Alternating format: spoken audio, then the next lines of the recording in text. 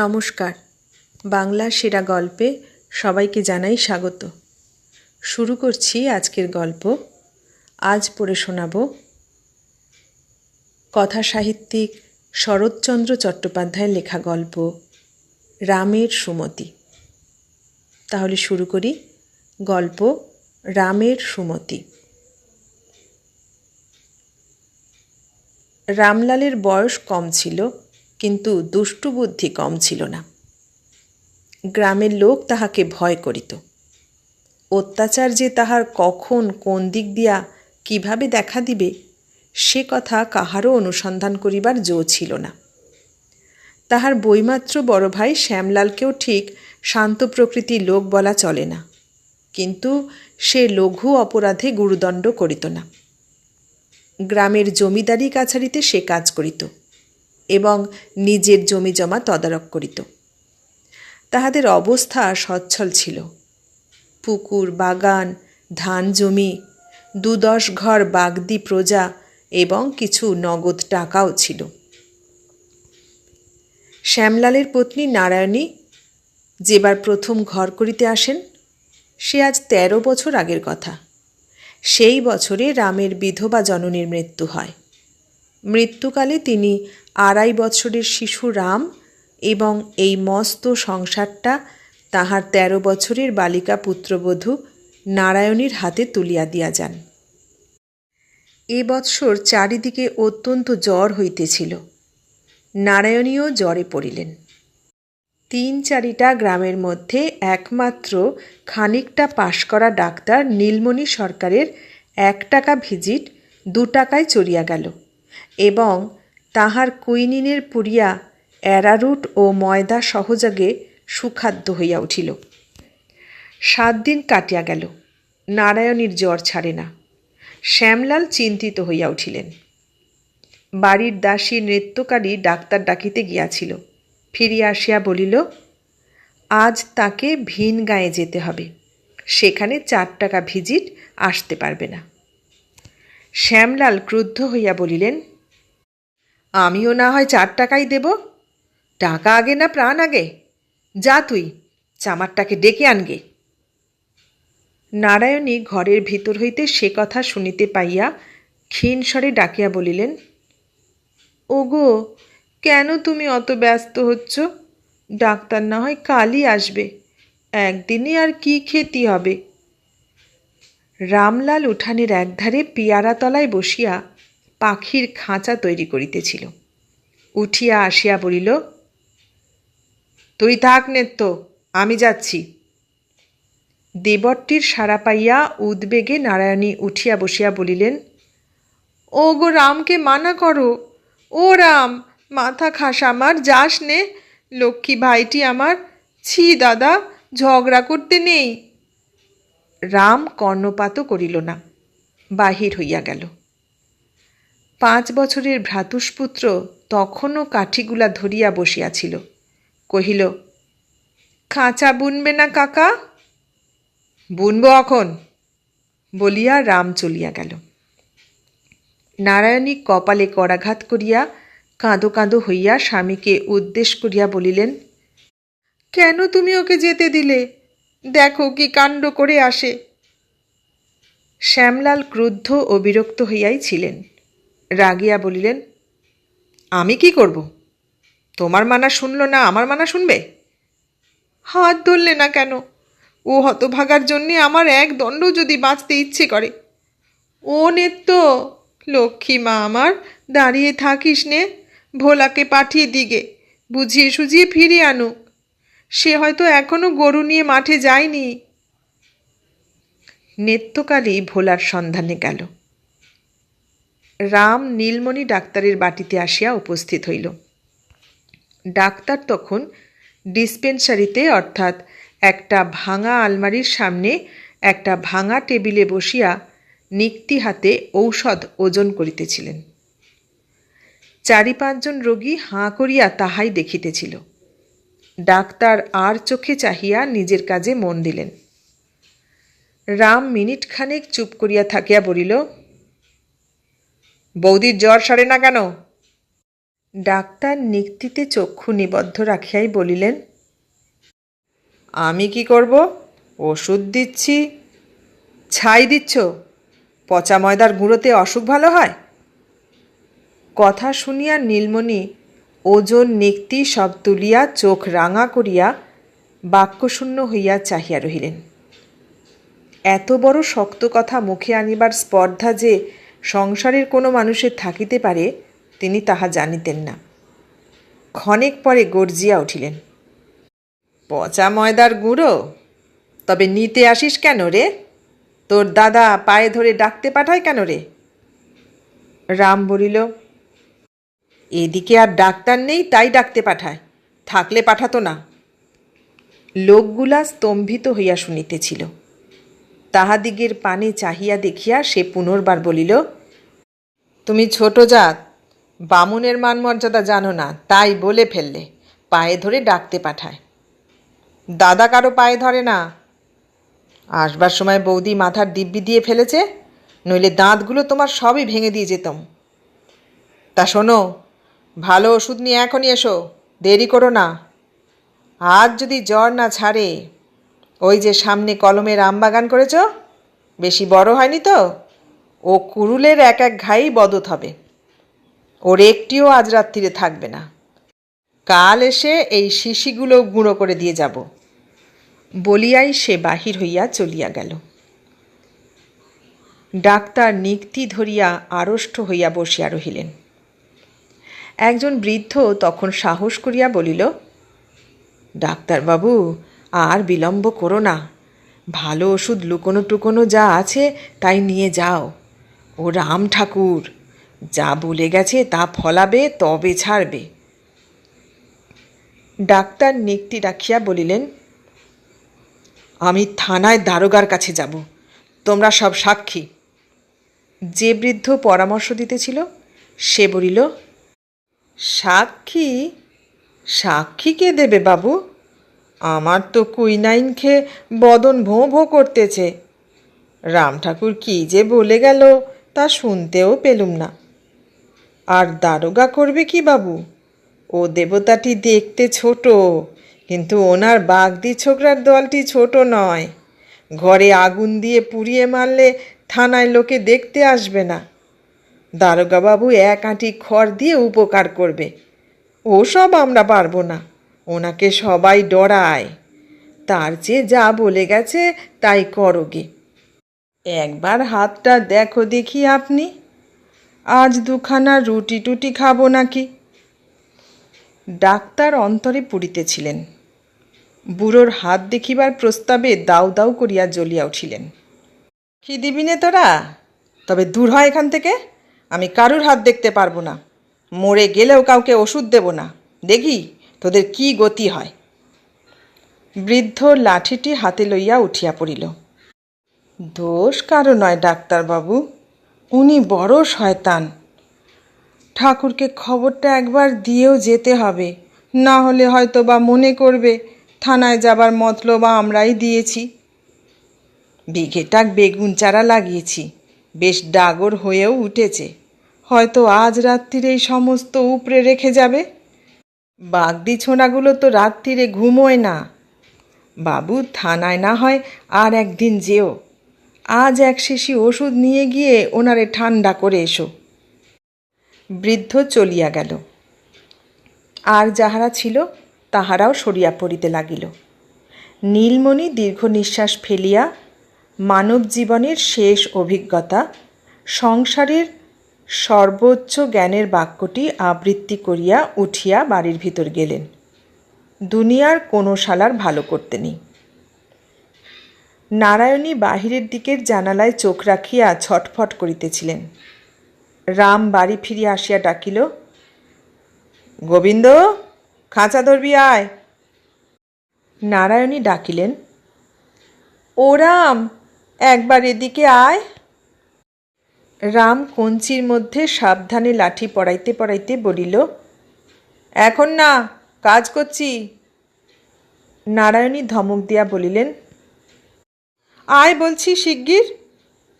রাম কাঠিগুলা নামাইয়া রাখিয়া বৌদির ঘরে গিয়া তক্তপোষের একধারে পায়ের কাছে গিয়া বসিল। নারায়ণী জিজ্ঞাসা করিলেন, ডাক্তারের সঙ্গে তোর দেখা হলো? হ্যাঁ। কি বললি তাকে? আসতে বললুম। নারায়ণী বিশ্বাস করিলেন না। শুধু আসতে বললি, আর কিছু বলিসনি? রাম চুপ করিয়া রহিল। নারায়ণী বলিলেন, বল না, কি বলেছিস তাকে? বলবো না। নৃত্যকালী ঘরে ঢুকিয়া সংবাদ দিল, ডাক্তারবাবু আসছেন। নারায়ণী মোটা চাদরটা টানিয়া লইয়া পাশ ফিরিয়া শুইলেন। রাম ছুটিয়া পলাইয়া গেল। অনতিকাল পরেই ডাক্তার লইয়া শ্যামলাল ঘরে ঢুকিলেন। ডাক্তার কর্তব্যকর্ম সম্পন্ন করিয়া পরিশেষে নারায়ণীকে সম্বোধন করিয়া বলিলেন, বৌমা, জ্বর সারা না সারা কি ডাক্তারের হাতে? তোমার দেওরটি তো আমাকে 2 দিনের সময় দিয়েছে। এর মধ্যে সারে ভালো, না সারে তো আমার ঘর দরে আগুন ধরিয়ে দেবে। নারায়ণী লজ্জায় মরিয়া গিয়া বলিলেন, ওর ওই রকম কথা, আপনি কোনো ভয় করবেন না। ডাক্তার বলিলেন, লোকে বলে ওর একটা দল আছে, তাদের যে কথা সেই কাজ। তাতেই বড় শঙ্কা হয় মা। আমরা ওষুধই দিতে পারি, প্রাণ দিতে পারি নে। নারায়ণী চুপ করিয়া রহিলেন। শ্যামলাল রুষ্ট হইয়া বলিলেন, ও ছোড়া একদিন জেলে যাবে তা জানি, কিন্তু ওই সঙ্গে আমাকেও না যেতে হয় তাই ভাবি। আজ নীলমণি শোবার ঘরের সিন্দুক খুলিয়া আসল কুইনিন এবং টাটকা ঔষধ আনিয়াছিলেন। তাহাই ব্যবস্থা করিয়া ফিরিবার সময় শ্যামলাল 4 টাকা ভিজিট দিতে গেলে তিনি জিভ কাটিয়া বলিলেন, সর্বনাশ, আমার ভিজিট তো 1 টাকা, তার বেশি আমি কোনো মতেই নিতে পারবো না। ও অভ্যাস আমার নেই। শ্যামবাবু, টাকা 2 দিনের, কিন্তু ধর্মটা যে চিরদিনের। 2 দিন পূর্বে এইখানেই যে 1 টাকার অধিক আদায় করিয়া লইয়াছিলেন, আজ সে কথাও তিনি বিস্মৃত হইলেন। কিন্তু শ্যামলাল সমস্ত ব্যাপারটা বুঝিয়া লইলেন। যাহা হোক, নারায়ণী আরোগ্য হইয়া উঠিলেন এবং সংসার আবার পূর্বের মতোই চলিতে লাগিল। মাস 2 পরে একদিন তিনি নদী হইতে স্নান করিয়া পূর্ণ কলস নামাইয়া রাখিয়াই বলিলেন, নেত্য, সে বাঁদরটা কোথায়? বাঁদরটা যে কে তাহা বাটির সকলেই জানিত। নেত্য বলিল, ছোটবাবু এই তো ছিল, ওই যে ওখানে ঘুড়ি তৈরি করছে। নারায়ণী দেখিতে পাইয়া ডাকিলেন, এদিকে আয় হতভাগা, এদিকে আয়। তোর জ্বালায় কি আমি গলায় দড়ি দিয়ে মরব? রামলাল আধখানা বেলের ভিতর হইতে কাঠি দিয়া খুঁচাইয়া আঠা বাহির করিতে করিতে কাছে আসিয়া দাঁড়াইল। নারায়ণী বলিলেন, সাঁতরাদের 1 মাচা শশা গাছ কেটে দিয়ে এসেছিস কেন? তারা আমাকে কাটতে দেখেছে? তারা দেখেনি, আমি দেখেছি। কেন কেটেছিস বল? আমাকে বুড়ি মাগিয়ে অপমান করলে কেন? নারায়ণী জ্বলিয়া উঠিলেন। অপমানের কথা পরে হবে, তুই চুরি করছিলি কেন তাই আগে বল। রামলাল রীতিমতো বিস্মিত ও ক্রুদ্ধ হইয়া বলিল, চুরি করছিলুম? কখনো না। এতটুকু একটু শশা নিলে বুঝি চুরি করা হয়? নারায়ণী আরও জ্বলিয়া বলিলেন, হ্যাঁ বাদর, 100 বার হয়। বুড়ো ধারি কাকে চুরি করা বলে ওই কচি ছেলেটা জানে। দাঁড়িয়ে থাক এক পায়ে, পাজি, দাঁড়া বলছি। এ বাড়িতে কচি খোকা গোবিন্দ ছিল রামের বাহন। 24 ঘণ্টাই সে কাছে থাকিত এবং সব কাজে সাহায্য করিত। রামের হুকুম মতো এতক্ষণ সে ঘুড়ি ধরিয়াছিল। গোলমাল শুনিয়া সেটা ছাড়িয়া দিয়া মায়ের কাছে আসিয়া দাঁড়াইল। রাম ইতস্তত করিতেছে দেখিয়া চট করিয়া বলিল, কাকা দাঁড়াও এক পায়ে, এমনি করে। বলিয়া সে একটা পা তুলিয়া দাঁড়াইবার প্রণালীটা দেখাইতেছিল। রাম ঠাস করিয়া তাহার গালে একটা চর কষাইয়া দিয়া পিছন ফিরিয়া 1 পায়ে দাঁড়াইল। নারায়ণী হাসি চাপিয়া ছেলেকে কোলে তুলিয়া লইয়া রান্নাঘরে গিয়া ঢুকিলেন। মিনিট দুই পর ফিরিয়া আসিয়া দেখিলেন সে তেমনি করিয়াই এক পায়ে দাঁড়াইয়া কোঁচার খুঁট দিয়া ঘন ঘন চোখ মুছিতেছে। নারায়ণী বলিলেন, আচ্ছা যা হয়েছে, আর এমন করিস নে। রাম সে কথা শুনিল না, রাগ করিয়া তেমনিভাবে এক পায়ে দাঁড়াইয়া চোখ মুছিতে লাগিল। নারায়ণী কাছে আসিয়া তাহার বাহু ধরিয়া টানিতে গেলেন। সে শক্ত হইয়া দাঁড়াইয়া প্রবল বেগে ঝাড়া দিয়া তাহার হাত সরাইয়া দিল। তিনি হাসিয়া আর একবার টানিবার চেষ্টা করিতেই সে পূর্বের মতো সবেগে ঝাড়া দিয়া নিজেকে মুক্ত করিয়া লইয়া এক দৌড়ে বাহিরে পলাইয়া গেল। ঘণ্টাখানেক পরে নৃত্যকালী ডাকিতে আসিয়া দেখিল চণ্ডীমণ্ডপের ওধারের বারান্দায় পা ঝুলাইয়া খুঁটি ঠেস দিয়া চুপ করিয়া বসিয়া আছে। নৃত্যকালী বলিল, স্কুলের সময় হয়নি ছোটবাবু, মা ডাকছেন। রাম জবাব দিল না, যেন শুনিতেই পায় নাই, এইভাবেই বসিয়া রহিল। নৃত্য সামনে আসিয়া বলিল, মা চান করে খেয়ে নিতে বলছেন। রাম চোখ রাঙাইয়া গর্জিয়া উঠিল, তুই দূর হ। কিন্তু মা কি বলেছেন শুনতে পেয়েছ? না, পাইনি। আমি নাবো না, খাবো না, কিছু করব না, তুই যা। আমি গিয়ে বলছি তাকে, বলিয়া নৃত্যকালী ফিরিতে উদ্যত হইল।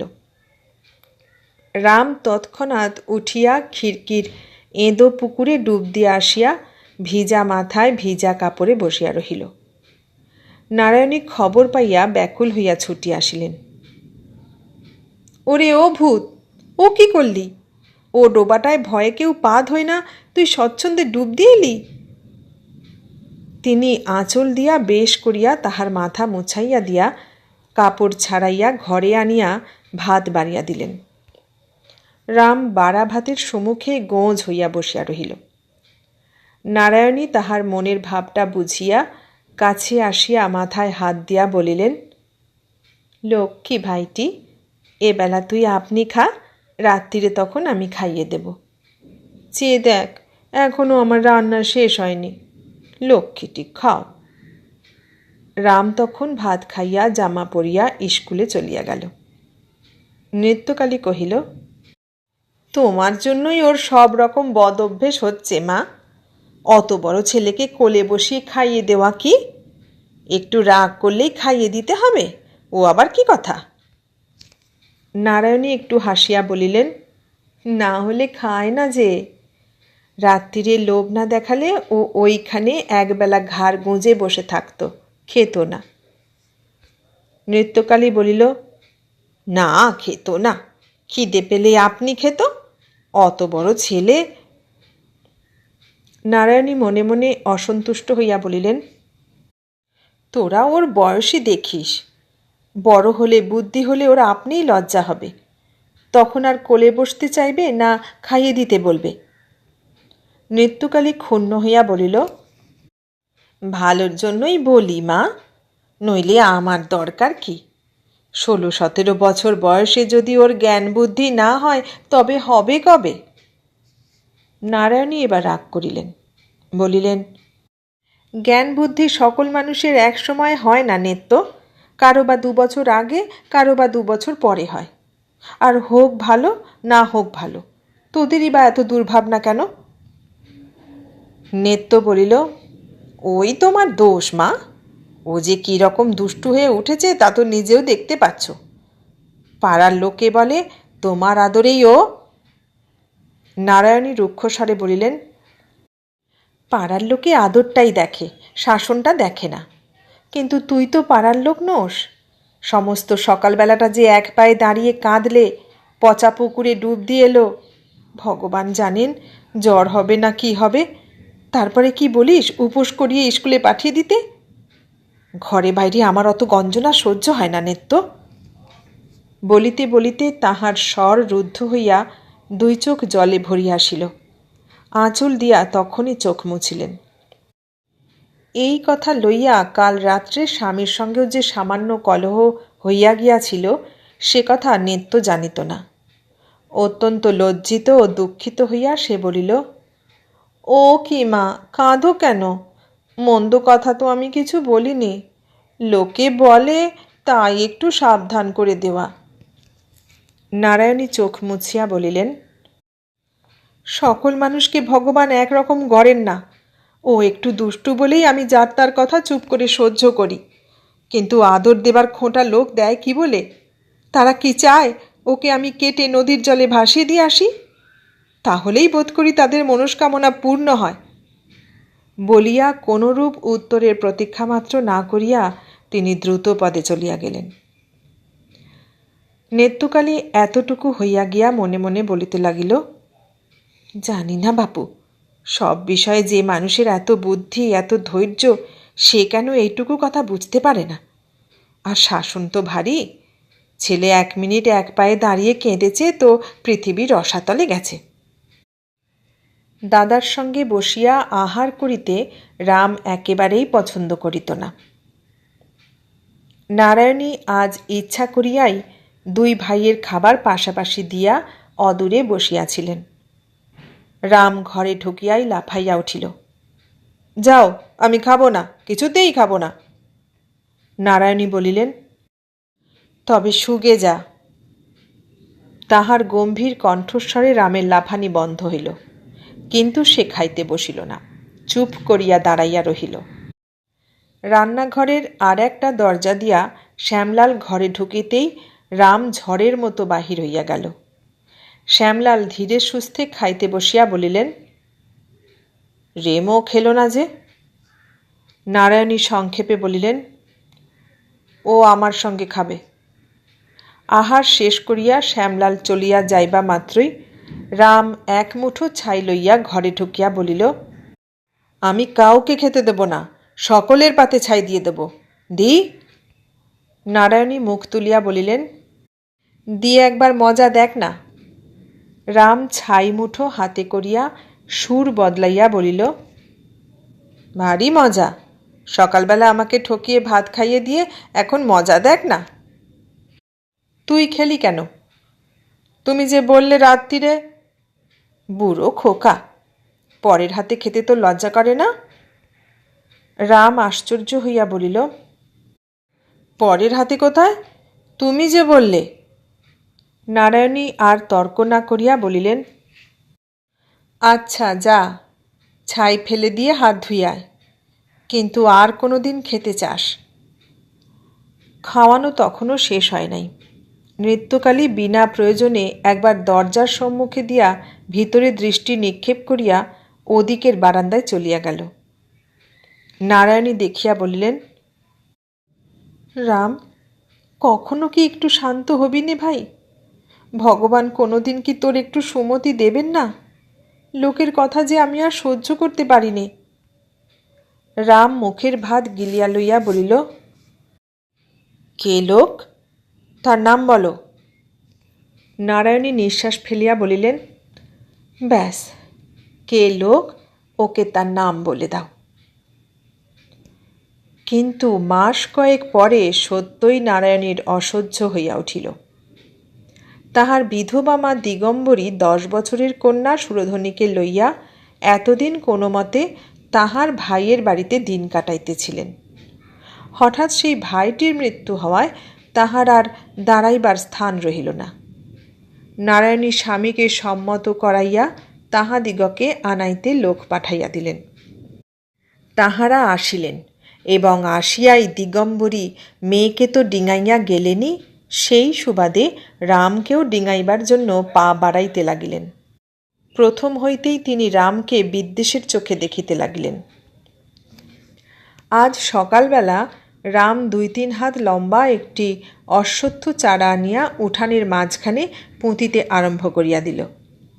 রান্নাঘরের দাওয়ায় বসিয়া দিগম্বরী মালা ঘুরাইতে ঘুরাইতে সমস্ত লক্ষ্য করিয়া তীক্ষ্ণ স্বরে বলিলেন, ওটা কি হচ্ছে রাম? রাম তাহার দিকে চাহিয়া বলিল, অশ্বত্থ গাছটা বড় হলে বেশ ছায়া হবে গো। মাস্টারমশাই বলেছে অশ্বত্থের ছায়া খুব ভালো। গোবিন্দ, যা ঘটি করে জল নিয়ে আয়। ভোলা, মোটা দেখে একটা বাঁশ কেটে আন, বেড়া দিতে হবে। নইলে গরু বাছুরে খেয়ে ফেলবে। দিগম্বরী হাড়ে হাড়ে জ্বলিয়া গিয়া বলিলেন, উঠানের মাঝখানে অশ্বত্থ গাছ? এমন ছিষ্টি ছাড়া কাণ্ড কখনো বাপের বয়সে দেখিনি বাবা। রাম সে কথায় কর্ণপাত করিল না। গোবিন্দ তাহার সামর্থ্যানুযায়ী একটি ছোট ঘটি করিয়া জল আনিয়া উপস্থিত করিয়াছিল। রাম তাহার হাত হইতে ঘটিটি লইয়া সস্নেহে হাসিয়া বলিল, এটুকু জলে কি হবে রে পাগলা, তুই বরং দাঁড়া এখানে, আমি জল আনি গে। তারপর ঘরা ঘরা জল ঢালিয়া সমস্ত উঠানটা কাদা করিয়া রাম যখন গাছপোঁতা শেষ করিয়াছে, তখন নারায়ণী নদী হইতে স্নান করিয়া ফিরিয়া আসিলেন। দিগম্বরী এতক্ষণ তুষের আগুনে দগ্ধ হইতেছিলেন, কারণ তাহার চোখের সম্মুখেই এই হিতকর বিরাট অনুষ্ঠানটি আরম্ভ হইয়া প্রায় সমাধান হইয়া উঠিয়াছিল। তিনি মেয়েকে দেখিতে পাইয়াই চিৎকার করিয়া উঠিলেন, দেখ নারানী, চেয়ে দেখ, তোর দেওরের কাণ্ডটা একবার দেখ। উঠানের মাঝখানে অশ্বত্থ গাছ পুঁতে বলে কিনা ছায়া হবে, আবার ওদিকে চেয়ে দেখ হারামজাদা ভোলার কাণ্ড, একটা আস্ত বাঁশঝাড় কেটে নিয়ে ঢুকছে, বেড়া দেওয়া হবে। নারায়ণী চাহিয়া দেখিলেন, সত্যই একরাশ বাঁশ ও কঞ্চি টানিয়া আনিয়া ভোলা উঠানে ঢুকিতেছে। ভোলা রামের প্রায় সমবয়সী। নারায়ণী হাসিতে লাগিলেন। ওদিকে মায়ের ক্রুদ্ধ ব্যস্তভাব, এদিকে রামের এই পাগলামি, সমস্ত জিনিসটাই তাহার কাছে পরম হাস্যকর ব্যাপার বলিয়া ঠেকিল। হাসিয়া বলিলেন, উঠানের মাঝখানে অশ্বত্থ গাছ কি হবে রে? রাম আশ্চর্য হইয়া বলিল, কি হবে কি বৌদি, কেমন চমৎকার ঠান্ডা ছায়া হবে বলো তো। আর এই যে ছোট ডালটি দেখছ, উটি বড় হলে, এই গোবিন্দ আঙুল দেখাস নে, বড় হলে গোবিন্দের জন্য একটা দোলা টাঙিয়ে দেব। ভোলা, একটু উঁচু করে বেড়া দিতে হবে, নইলে কালি গলা বাড়িয়ে খেয়ে নেবে। দে কাটারিখানা, আমার হাতে দে, তুই পারবি নে। খটখট ঠক ঠক করিয়া বাঁশ কাটা শুরু হইয়া গেল। নারায়ণী হাসিতে হাসিতে কক্ষস্থিত পূর্ণ কলস রান্নাঘরে রাখিয়া দিতে চলিয়া গেলেন। রাগে দিগম্বরীর চোখ জ্বলিতে লাগিল। মেয়ের দিকে ক্রুদ্ধ দৃষ্টি নিক্ষেপ করিয়া বলিলেন, তুই যে কিছু বললি নে, ওইখানে তবে অশ্বত্থ গাছ হোক। নারায়ণী হাসিয়া বলিলেন, মা ব্যস্ত হচ্ছ কেন? অত বড় গাছ কখনো হয়? ওর কি শেকড় বাকড় আছে যে ঘরা ঘরা জল ঢাললেই বাঁচবে? ও তো কালই শুকিয়ে যাবে। দিগম্বরী কিছুমাত্র শান্ত না হইয়া বলিলেন, শুকুবে না ছাই, ভালো চাষ তো উপরে ফেলে দেগে। নারায়ণী শঙ্কিত হইয়া বলিলেন, বাপরে, তাহলে আর কারো রক্ষে থাকবে না। দিগম্বরী বলিলেন, কেন, বাড়ি কি ওর একলার যে মনে করলেই উঠোনের মাঝখানে এক অশ্বত্থ গাছ পুঁতে দেবে? তোরা কি কেউ নোস? আমার গোবিন্দ কি কেউ নয়? মা গো, অশ্বত্থ গাছের উপরে এসে রাজ্যের কাক, চিল, শকুনি বাসা করবে, হাড়গোড় ফেলে নোংরা করবে। আমি তো নারানী তাহলে থাকতে পারবো না। ওকে তোদের এত ভয়টা কী জন্যে শুনি?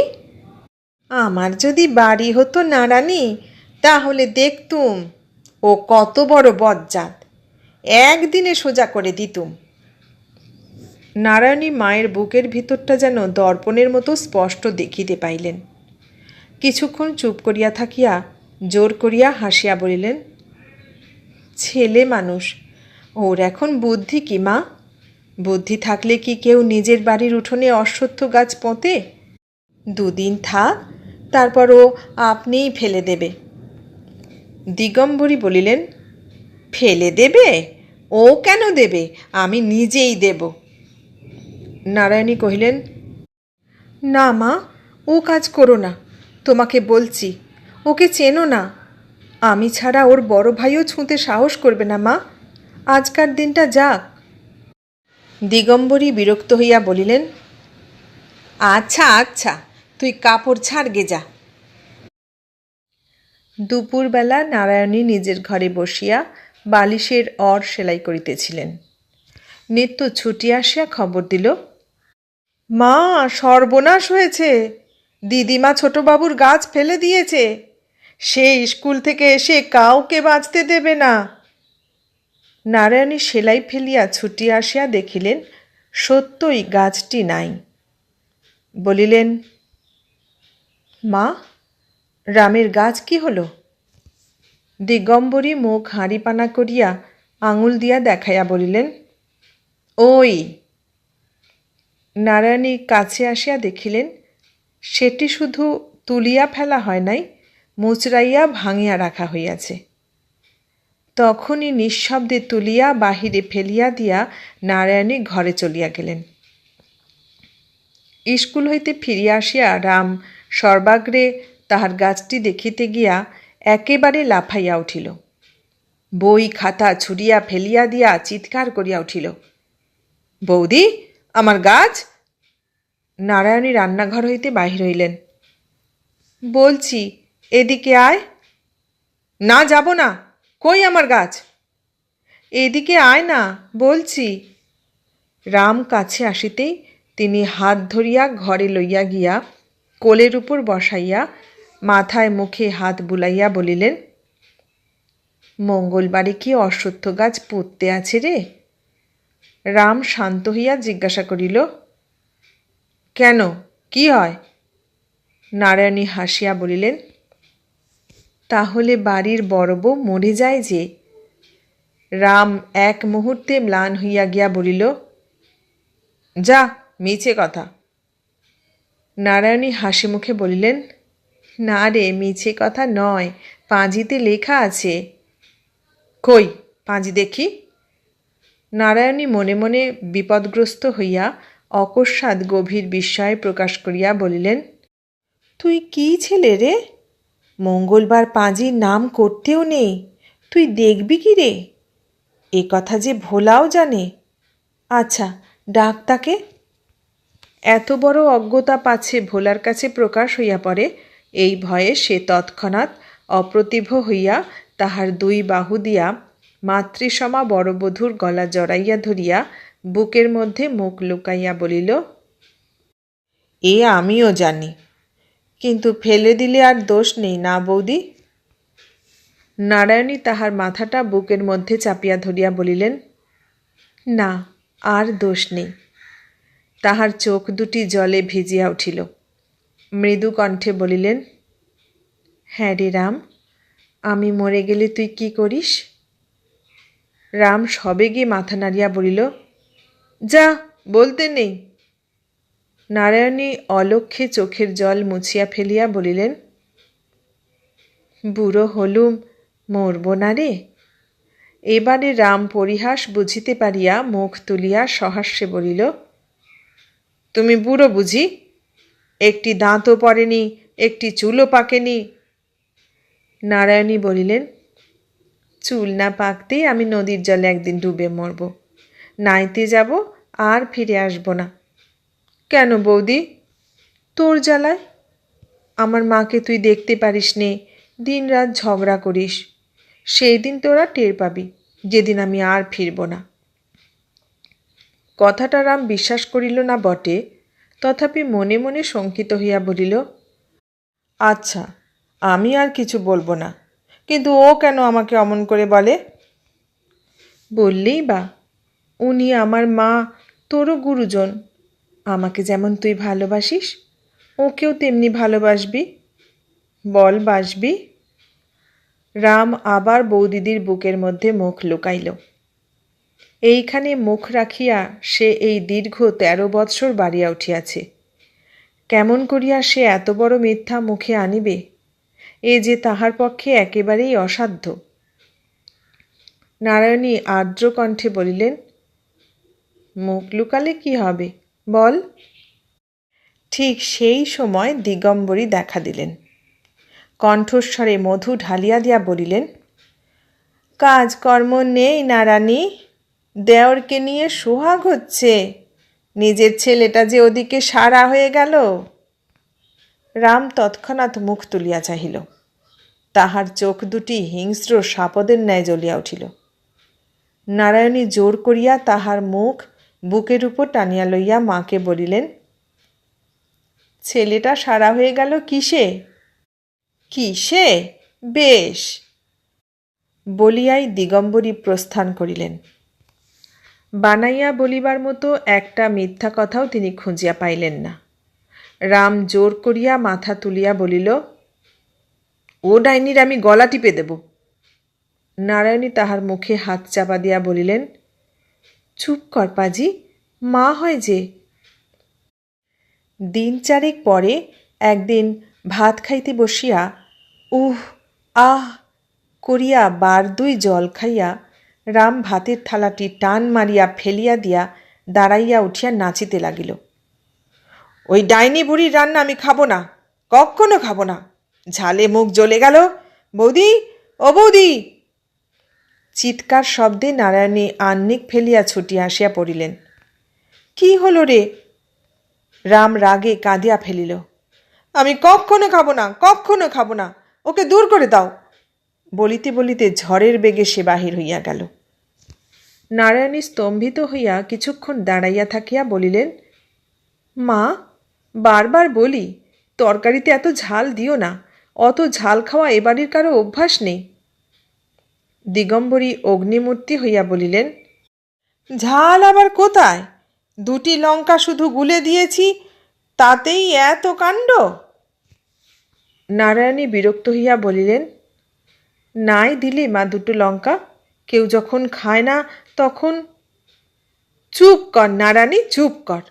রান্না শিখতে আসিস নে আমাকে। চুল পাকালুম এই করে এখন পেটের মেয়ের কাছে রান্না শিখতে হবে? ঠিক আমাকে।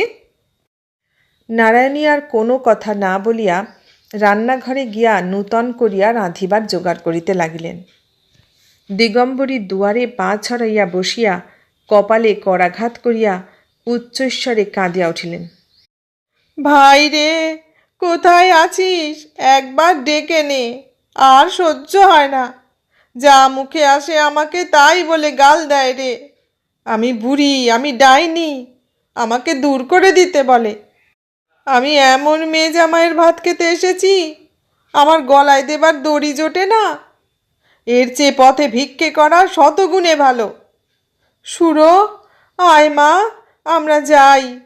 এ বাড়িতে আর জল স্পর্শ করব না। সুরধ্বনি কাঁদো কাঁদো হইয়া মায়ের কাছে আসিয়া দাঁড়াইয়াছিল। দিগম্বরী তাহার হাত ধরিয়া চলিয়া যাইতে উদ্যত হইলেন। নারায়ণী বঁটি কাত করিয়া রাখিয়া উঠিয়া আসিয়া পথরোধ করিয়া দাঁড়াইলেন। দিগম্বরী কাঁদিতে কাঁদিতে বলিলেন, না, আটকাস নে নারায়ণী, যেতে দে। আমরা অনাহারে গাছতলায় মরবো সেও ভালো, কিন্তু তোদের ভাত খাবো না, তোদের ঘরে শোবো না। নারায়ণী হাত জোড় করিয়া কহিলেন, কার উপর রাগ করে যাচ্ছ মা? আমরা কি কোনো অপরাধ করেছি? দিগম্বরীর ক্রন্দন অধিকতর উচ্ছ্বসিত হইয়া উঠিল। নাকি সুরে বলিলেন, আমি কচি খুকি নই নারায়ণী, সব বুঝি। তোর ইশারা না থাকলে কি ওর অত সাহস হয়? আমি ডাইনি, আমাকে দূর করে দাও। আচ্ছা, তাই যাচ্ছি। আমরা তোদের আপদ বালাই গলগ্রহ, পথ ছাড় বলছি। নারায়ণী মায়ের দুই পায়ে হাত দিয়া বলিলেন, মা, আজকের মতো মাপ করো। আচ্ছা, উনি আসুন, তারপর যা ইচ্ছে হয় করো। তাহার পর হাত ধরিয়া টানিয়া লইয়া গিয়া দুই পায়ে জল ঢালিয়া আঁচল দিয়া মুছাইয়া লইয়া একটি পিঁড়ির উপর বসাইয়া পাখা লইয়া বাতাস করিতে লাগিলেন। ক্রোধটা তাহার তখনকার মতো শান্ত হইল বটে, কিন্তু দুপুরবেলা শ্যামলাল আহারে বসিতেই তিনি কপাটের অন্তরালে ফোঁপাইয়া কাঁদিয়া উঠিলেন। প্রথমটা শ্যামলাল হতবুদ্ধি হইয়া চাহিয়া রহিলেন। পরে একটু একটু করিয়া সমস্ত ব্যাপারটা অবগত হইয়া অর্ধভুক্ত অন্ন ফেলিয়া রাখিয়া উঠিয়া গেলেন। নারায়ণী বুঝিলেন এ রাগ কাহার উপরে। নৃত্যকালী সহ্য করিতে পারিল না। বাড়ির মধ্যে সে ছিল স্পষ্টবাদিনী। চট করিয়া বলিয়া বসিল, দিদিমা, জেনে শুনে ইচ্ছে করে বাবাকে খেতে দিলে না? চোখের জল তো তোমার শুকিয়ে যাচ্ছিল না দিদিমা? না হয় 2 মিনিট পরেই বার করতে। দিগম্বরী মুখ কালি করিয়া নিরুত্তরে বসিয়া রহিলেন। দুপুরবেলা রাম কোথা হইতে ঘুরিয়া ফিরিয়া আসিয়া এঘর ওঘর খুঁজিয়া তাহার বৌদিদির ঘরে আসিয়া দেখিল তিনি গোবিন্দকে লইয়া শুইয়া আছেন। ব্যাপারটা তাহার বড় ভালো বোধ হইল না। তথাপি আস্তে আস্তে বলিল, খিদে পায় যে। বৌদিদি কথা কহিলেন না। সে আরেকটু জোর করিয়া বলিল, কি খাবো? নারায়ণী শুইয়া থাকিয়াই বললেন, আমি জানি নে, যা এখান থেকে। না, যাব না, আমার খিদে পায় না বুঝি? নারায়ণী মুখ ফিরাইয়া রুষ্টভাবে বলিলেন, আমাকে জ্বালাতন করিস নে রাম, নেত্য আছে তাকে বলগে। রাম আর কিছু না বলিয়া বাইরে আসিয়া নেত্যকে খুঁজিয়া বাহির করিয়া বলিল, খেতে দে নেত্য। নেত্য বোধ করি প্রস্তুত হইয়াছিল। 1 বাটি দুধ, কিছু মুড়ি ও 4-5টি নারকেলের নাড়ু আনিয়া দিল। রাম রাগিয়া উঠিয়া বলিল, এই বুঝি? নেত্য বলিল, ছোটবাবু, ভালো চাও তো আজ আর হাঙ্গামা করো না। বাবু না খেয়ে কাছারি চলে গেছে। মা উপোস করে গোবিন্দকে নিয়ে শুয়ে আছে। গোলমাল শুনে যদি উঠে আসে, তোমার অদেষ্টে দুঃখ আছে তা বলে দিচ্ছি। রাম তাহা দেখিয়াই আসিয়াছিল। আর দ্বিরুক্তি না করিয়া খানিকটা দুধ খাইয়া মুড়ি ও নাড়ু কোঁচড়ে ঢালিয়া লইয়া পুকুর ধারে গাছতলায় গিয়া বসিল। তাহার আহারে প্রবৃত্তি চলিয়া গিয়াছিল। বৌদি উপোস করিয়াছে।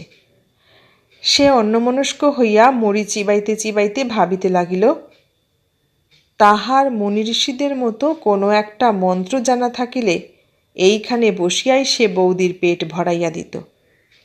কিন্তু মন্ত্র না জানিয়া কি উপায় যে কি করা যায়, ইহা সে কোনো মতে স্থির করিতে পারিল না। তাছাড়া দাদা যে খায়নি, অনুরোধ করিলেই বা কি হইবে? সে কোঁচড় হইতে মুড়ি প্রভৃতি জলের উপর ছড়াইয়া ফেলিয়া দিয়া ঘুরিয়া বেড়াইতে লাগিল। কেবলই মনে হইতে লাগিল বৌদি উপোস করিয়া আছে। কথাটা সে মনে মনে যত রকম করিয়াই আবৃত্তি করিল, ততবারই তাহার মনের মধ্যে ছুঁচ ফুটিল। রাত্রে শ্যামলাল ভার্যাকে বলিলেন, আমার আর সহ্য হয় না, ওকে নিয়ে আর বাস করা চলে না। নারায়ণী অবাক হইয়া জিজ্ঞাসা করিলেন, কার কথা বলছ? রামের কথা। তোমার মা আমাকে 4-5 দিন ধরে ক্রমাগত বলছেন রাম ওকে না হক অপমান করছে। আমি 5 জন ভদ্রলোক ডেকে বিষয় আশয় সমস্ত ভাগ করে ওকে আলাদা করে দেব। আমি আর পারিনি। নারায়ণী স্তম্ভিত হইয়া ক্ষণকাল বসিয়া থাকিয়া বলিলেন, রামকে আলাদা করে দেবে? ও কথা মুখেও এনো না। ও দুধের ছেলে, বিষয় আশয় নিয়ে ও কী করবে শুনি? শ্যামলাল বিদ্রূপ করিয়া বলিলেন, দুধের ছেলেই বটে, আর বিষয় সম্পত্তি নিয়ে ও কী করবে সে ওই জানে। নারায়ণী বলিলেন, ও জানে না, আমি জানি। কিন্তু মা বুঝি তোমাকে 4-5 দিন ধরে ক্রমাগত ওই কথা বলে বেড়াচ্ছেন? শ্যামলাল একটু অপ্রতিভ হইয়া ইতস্তত করিয়া বলিলেন, না, উনি কিছু বলেন না। লোকেরও তো চোখ আছে গো। আমি নিজে কি কিছুই দেখতে পাই নে, তাই তুমি মনে করো? নারায়ণী বলিলেন, না, আমি তা মনে করি না। কিন্তু ওর কে আছে? কাকে নিয়ে ও পৃথক হবে? মা আছে না বোন আছে, না একটা মাসি পিসি আছে? ওকে রেঁধে খাওয়াবে কে? শ্যামলাল বিরক্ত হইয়া বলিলেন, আমিও সব জানি নে। মুখে বলিলেন বটে জানি না, কিন্তু অন্তরে জানিতেছিলেন। এত বড় সত্যটা না জানিয়া পথ কোথায়? নারায়ণী কি কথা বলিতে গেলেন, কিন্তু তাহার ওষ্ঠাধর কাঁপিয়া উঠিল। তাই কিছুক্ষণ চুপ করিয়া নিজেকে সামলাইয়া লইয়া ভারী গলায় বলিলেন, দেখো, 13 বছর বয়সে মেয়েরা যখন পুতুল খেলে বেড়ায়, তখন মা আমার মাথায় এই মস্ত সংসারটা ফেলে রেখে স্বচ্ছন্দে স্বর্গে চলে গেলেন। তিনি দেখছেন এ ভার আমি বইতে পেরেছি কিনা। রেঁধেছি, বেড়েছি, ছেলে মানুষ করেছি, লোক লৌকতা, কুটুম্ব, সংসার সমস্ত এই একটা মাথায় বয়ে বয়ে আজ ২৬ বছরের আধবুড়ো মাগি হয়েছি। এখন আমার ঘরকন্যার মধ্যে যদি হাত দিতে এসো, সত্যি বলছি তোমাকে, আমি নদীতে ডুব দিয়ে মরব। তখন আর একটা বিয়ে করে রামকে আলাদা করে দিয়ে যেমন ইচ্ছে তেমনি করে সংসার করো, আমি দেখতেও যাব না, বলতেও যাব না, কিন্তু এখন নয়। শ্যামলাল মনে মনে স্ত্রীকে ভয় করিতেন, আর কথা কহিলেন না। কথাটা এইখানেই সে রাত্রে বন্ধ হইয়া গেল। পরদিন নারায়ণী রামকে কাছে বসাইয়া গভীর স্নেহে গায়ে হাত বুলাইয়া বলিলেন, রাম, তোর এখানে আর থেকে কাজ নেই ভাই, তুই আলাদা কোথাও আলাদা থাকবে যা, পারবি না থাকতে? রাম তৎক্ষণাৎ সম্মত হইয়া একগাল হাসিয়া বলিল, পারব বৌদি, তুমি, আমি, গোবিন্দ আর ভোলা। কবে যাওয়া হবে বৌদি? নারায়ণী নিরুত্তর হইয়া রহিলেন। ইহার পরে কি বলবেন তিনি? কিন্তু রাম কথাটা থামিতে দিল না। সে উৎসাহিত হইয়া উঠিয়াছিল, বলিল, কবে যাবে বৌদি? তিনি সে কথার উত্তরে তাহার মুখটা বুকের উপর টানিয়া লইয়া বলিলেন, তোর বৌদিকে ছেড়ে একলা থাকতে পারবি নে? রাম মাথা নাড়িয়া বলিল, না। আর বৌদি যদি মরিয়া যায়? যা। যা নয়, এখন বৌদির কথা শুনিস নে, তখন দেখতে পাবি। রাম প্রতিবাদ করিয়া বলিল, কখন তোমার কথা শুনি নে? নারায়ণী বলিলেন, কখন শুনিস তাই বল। কতদিন বলেছি আমার মাকে তুই অপমান করিস নে, তবু তুই তাকে অপমান করতে ছাড়বি নে? কালও করেছিস। এইবার আমি যেখানে দুচোখ যাই চলে যাব। আমিও সঙ্গে যাব। তুই কি টের পাবি কখন যাব? আমি লুকিয়ে চলে যাব। আর গোবিন্দ, সে তোর কাছে থাকবে, তুই মানুষ করবি। না, আমি পারবো না বৌদি। নারায়ণী হাসিয়া বলিলেন, তোকে পারতেই হবে। তখন রাম সমস্ত কথাটা অবিশ্বাস করিয়া হো হো করিয়া হাসিয়া বলিল, সব মিছে কথা, তুমি কোত্থাও যাবে না। মিছে নয়, সত্যি, দেখিস আমি চলে যাব। রাম অনুতপ্ত হইয়া বলিল, আর যদি তোমার সব কথা শুনি তাহলে? নারায়ণী হাসি মুখে বলিলেন, তাহলে যাব না। তোকে আর গোবিন্দকে মানুষ করতে হবে না? রাম খুশি হইয়া বলিল, আচ্ছা, আজ থেকে তুমি দেখো। ৮-১০ দিন বেশ নিরুপদ্রবে কাটিল। দিগম্বরী যে কটাক্ষ করিতেন না তাহা নহে, কিন্তু রাম রাগ করিত না। বৌদিদির সেদিনকার কথা ঠিক বিশ্বাস না করিলেও তাহার ভয় হইয়া গিয়াছিল। কিন্তু ভগবান বিরূপ, আবার দুর্ঘটনা ঘটিল। আজ দিগম্বরী তাহার পিতৃদেবের উদ্দেশ্যে ১২টি ব্রাহ্মণ ভোজনের সংকল্প করিয়াছিলেন। পিতার প্রেতাত্মা এতদিন ছেলের বাড়িতে চুপ করিয়াছিল, এখন নাচ জামাইয়ের বাড়িতে যাতায়াত করিতে লাগিল। অবশ্য স্বপ্নে, তবু তাহাকে সন্তুষ্ট করা চাইত। সকালবেলা রাম আঁক কষিতেছিল। ভোলা আসিয়া চুপি চুপি খবর দিয়া গেল, দা ঠাকুর, ভগাবাগদি তোমার কার্তিক গণেশকে চাপবার জন্যে জাল এনেছে, দেখবে এসো। একটু বোঝাইয়া বলি, বহুদিনের পুরাতন গোটা ২ খুব বড় গোছের রুই মাছ ঘাটের কাছে সর্বদাই ঘুরিয়া বেড়াইত। মানুষজনকে সে দুটো আদৌ ভয় করিত না। রাম বলিত, এরা তার পোষা মাছ, এবং নাম দিয়েছিল কার্তিক গণেশ। এ পাড়ায় এমন কেহ ছিল না যে ব্যক্তি কার্তিক গণেশের অসাধারণ রূপগুণের বিবরণ রামের কাছে শোনে নাই এবং তাহার অনুরোধে একবার দেখিতে আসে নাই। কি যে তাহাদের বিশেষত্ব, তাহা কেবল সেই জানিত, এবং কে কার্তিক কে গণেশ শুধু সেই চিনিত। সবসময় ঠাউর করিতে পারিত না বলিয়া রামের কাছে কানমলা খাইত। নারায়ণী হাসিয়া বলিতেন, রামের কার্তিক গণেশ কাজে লাগবে আমার শ্রাদ্ধের সময়।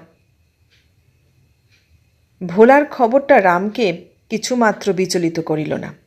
সে স্লেটের উপর ঝুঁকিয়া পড়িয়া বলিল, একবার চেপে মজা দেখুক না, জাল ছিঁড়ে তারা বেরিয়ে যাবে। ভোলা কহিল, না দা ঠাকুর, আমাদের জাল না, ভগা জেলেদের মোটা জাল চেয়ে এসেছে, সে ছিঁড়বে না। রাম স্লেট রাখিয়া বলিল, চল তো দেখি। পুকুর ধারে আসিয়া দেখিল তাহার কার্তিক গণেশের বিরুদ্ধে সত্যই ষড়যন্ত্র চলিতেছে। ভগা ঘাটের কাছে জলে কতকগুলো মুড়ি ভাসাইয়া দিয়া জাল উদ্যত করিয়া প্রস্তুত হইয়া আছে। রাম আসিয়া তাহাকে একটা ধাক্কা মারিয়া বলিল, হতভাগা, মুড়ি দিয়ে আমার মাছ ডাকছ? ভগা কাঁদো কাঁদো হইয়া বলিল, বড়বাবু হুকুম দিয়ে গিয়েছেন, অন্য মাছ আর পাওয়া গেল না দা ঠাকুর। রাম তাহার হাত হইতে জাল ছিনাইয়া লইয়া টান মারিয়া ফেলিয়া বলিল, যা দূর হ। ভগা জাল তুলিয়া লইয়া আস্তে আস্তে চলিয়া গেল। রাম ফিরিয়া আসিয়া পুনর্বার স্লেট পেন্সিল লইয়া বসিল। সে কাহারও উপর রাগ করিবে না প্রতিজ্ঞা করিয়াছিল। দিগম্বরী আজ সকাল সকাল আহ্নিক সারিয়া লইতেছিলেন। নেত্য আসিয়া খবর দিল, মাছ পাওয়া গেল না দিদিমা, ছোটবাবু ভগা বাগদিকে মেরে ধরে হাঁকিয়ে দিয়েছেন।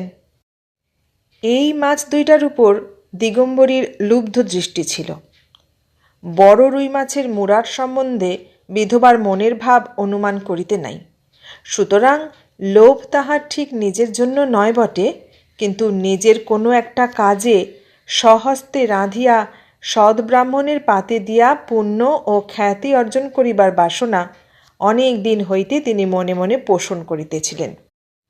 কাল জামাইয়ের মত লইয়া, অর্থাৎ কার্তিকগণের সম্বন্ধে আভাস মাত্র না দিয়া জেলেদের মোটা জাল চাহিয়া আনাইয়া প্রজা ভগা বাগদিকে 4 আনা বকশিস কবুল করিয়া সমস্ত আয়োজন একরূপ সম্পূর্ণ করিয়াই রাখিয়াছিলেন।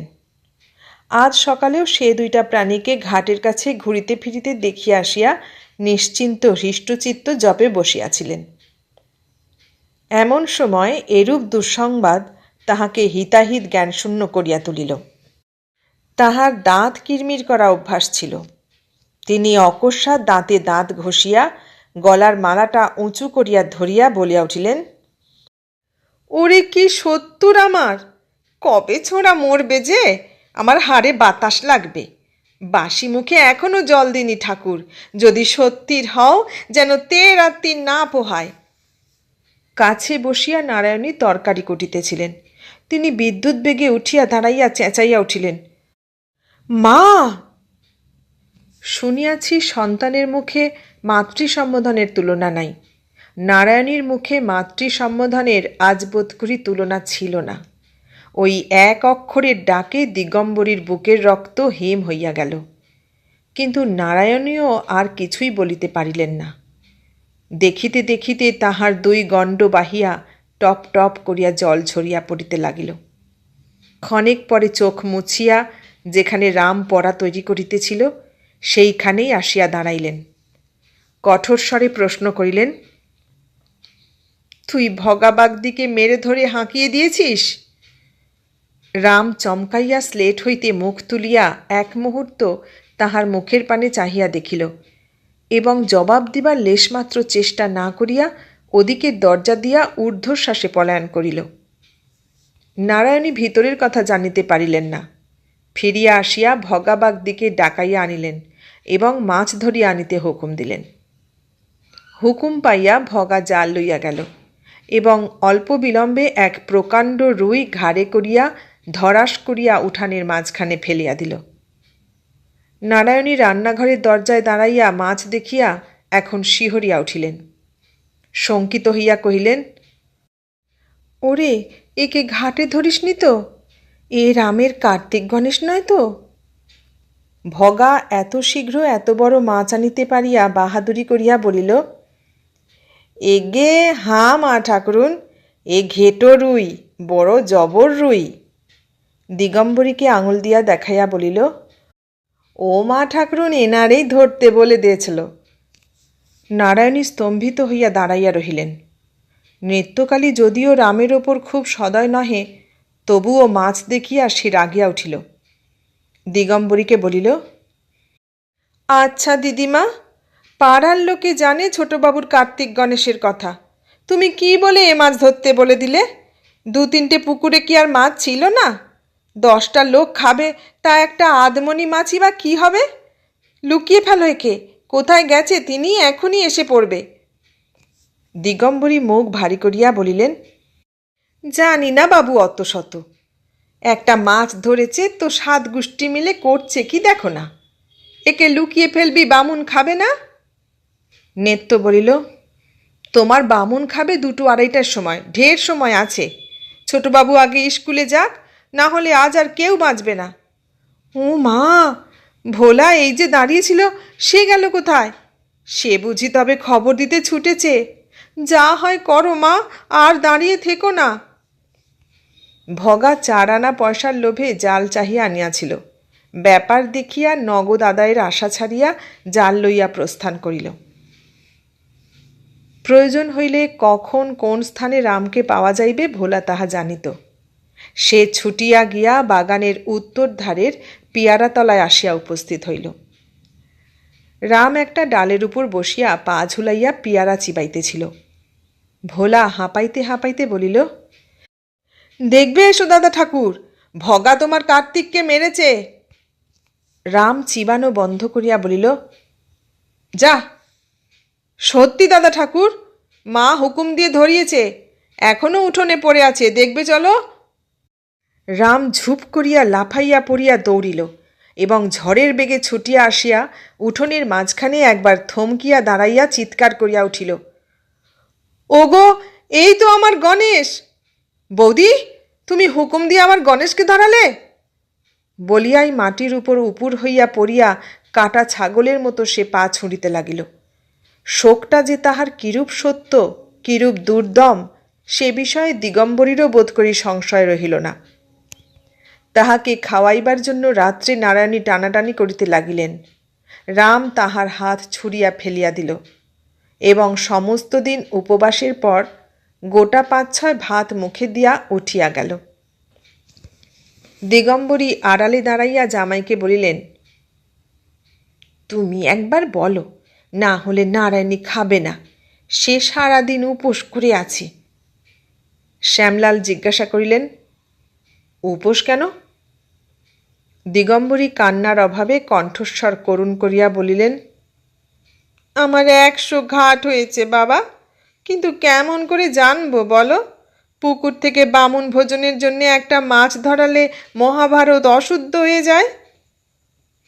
শ্যামলাল বুঝিতে না পারিয়া ডাকিলেন, নেত্য, কি হয়েছে রে? নেত্য আড়াল হইতে বলিল, সেটা ছোটবাবুর গণেশ। শ্যামলাল চমকিত হইয়া বলিয়া উঠিলেন, রেমোর কার্তিক গণেশের একটা নাকি? নেত্য বলিল, হ্যাঁ। আর বলিতে হইল না। তিনি আগাগোড়া ব্যাপারটা বুঝিয়া লইয়া বলিলেন, রাম খায়নি বুঝি? নেত্য বলিল, না। শ্যামলাল বলিলেন, তবে আর খেতে বলে কি হবে, সে খায়নি ও খাবে কি? দিগম্বরী বলিতে লাগিলেন, এমন কাণ্ড হবে জানলে বামুন খাওয়াবার কথাও তুলতাম না বাবা। ও নিজে কেনই বা হুকুম দিয়ে মাছ ধরালে, কেনই বা এমন ধারা করছে, তা সে ওই জানে। আমি তো চুপ করেই ছিলাম, তবু সব দোষ যেন আমারই। আমাদের না হয় আর কোথাও পাঠিয়ে দাও বাবা, এখানে এক দণ্ড থাকতে আর ভরসা হয় না। একটুখানি চুপ করিয়া রীতিমতো কান্নার সুরে পুনরায় শুরু করলেন, কপাল আমার এমন করে যদি নাই পুড়বে, তবে অমন ভাই বা মরবে কেন? আমাকেই বা লাথি ঝাঁটা খেয়ে থাকতে হবে কেন? বাবা, আমরা নিতান্ত নিরুপায়, তাই হাত জোর করে বলছি, আমার একটা কিছু উপায় তোমাকে করে দিতেই হবে। শ্যামলাল ব্যস্ত হইয়া উঠিলেন, কিন্তু হ্যাঁ না কিছুই বলিতে পারিলেন না। নারায়ণী আড়ালে দাঁড়াইয়া নিজের মায়ের এই নির্লজ্জ ঠকামোর লজ্জায় মরমে মরিয়া যাইতে লাগিলেন। তিনি ফিরিয়া আসিয়া রামের রুদ্ধ দরজায় ঘা দিয়া ডাকিলেন, লক্ষ্মী মানিক আমার, দোরটা একবার খুলে দে। রাম জাগিয়াছিল, সাড়া দিল না। নারায়ণী আবার ডাকিলেন, ওঠ, দোর খোল। এবারে চেঁচাইয়া বলিল, না, খুলব না, তুমি যাও, তোমরা সবাই আমার শত্রুর। আচ্ছা তাই, তুই দোর খোল। না না না, আমি খুলব না। সত্যই সে রাত্রে কপাট খুলিল না। শ্যামলাল ঘরের ভিতর হইতে সমস্ত শুনিতে পাইতেছিলেন। নারায়ণী ঘরে আসিতেই বলিলেন, হয় একটা উপায় করো, না হয় যেখানে ইচ্ছে আমি চলে যাব। এত হাঙ্গাম আমার বরদাস্ত হয় না। নারায়ণী নিরুত্তর হইয়া ভাবিতে লাগিলেন। তাহার পর 2-3 দিন কাটিয়া গেলেও যখন রামের রাগ পড়িতে চাহিল না, তখন নারায়ণী ভিতরে ভিতরে ক্ষুব্ধ ও বিরক্ত হইয়া উঠিতে লাগিলেন।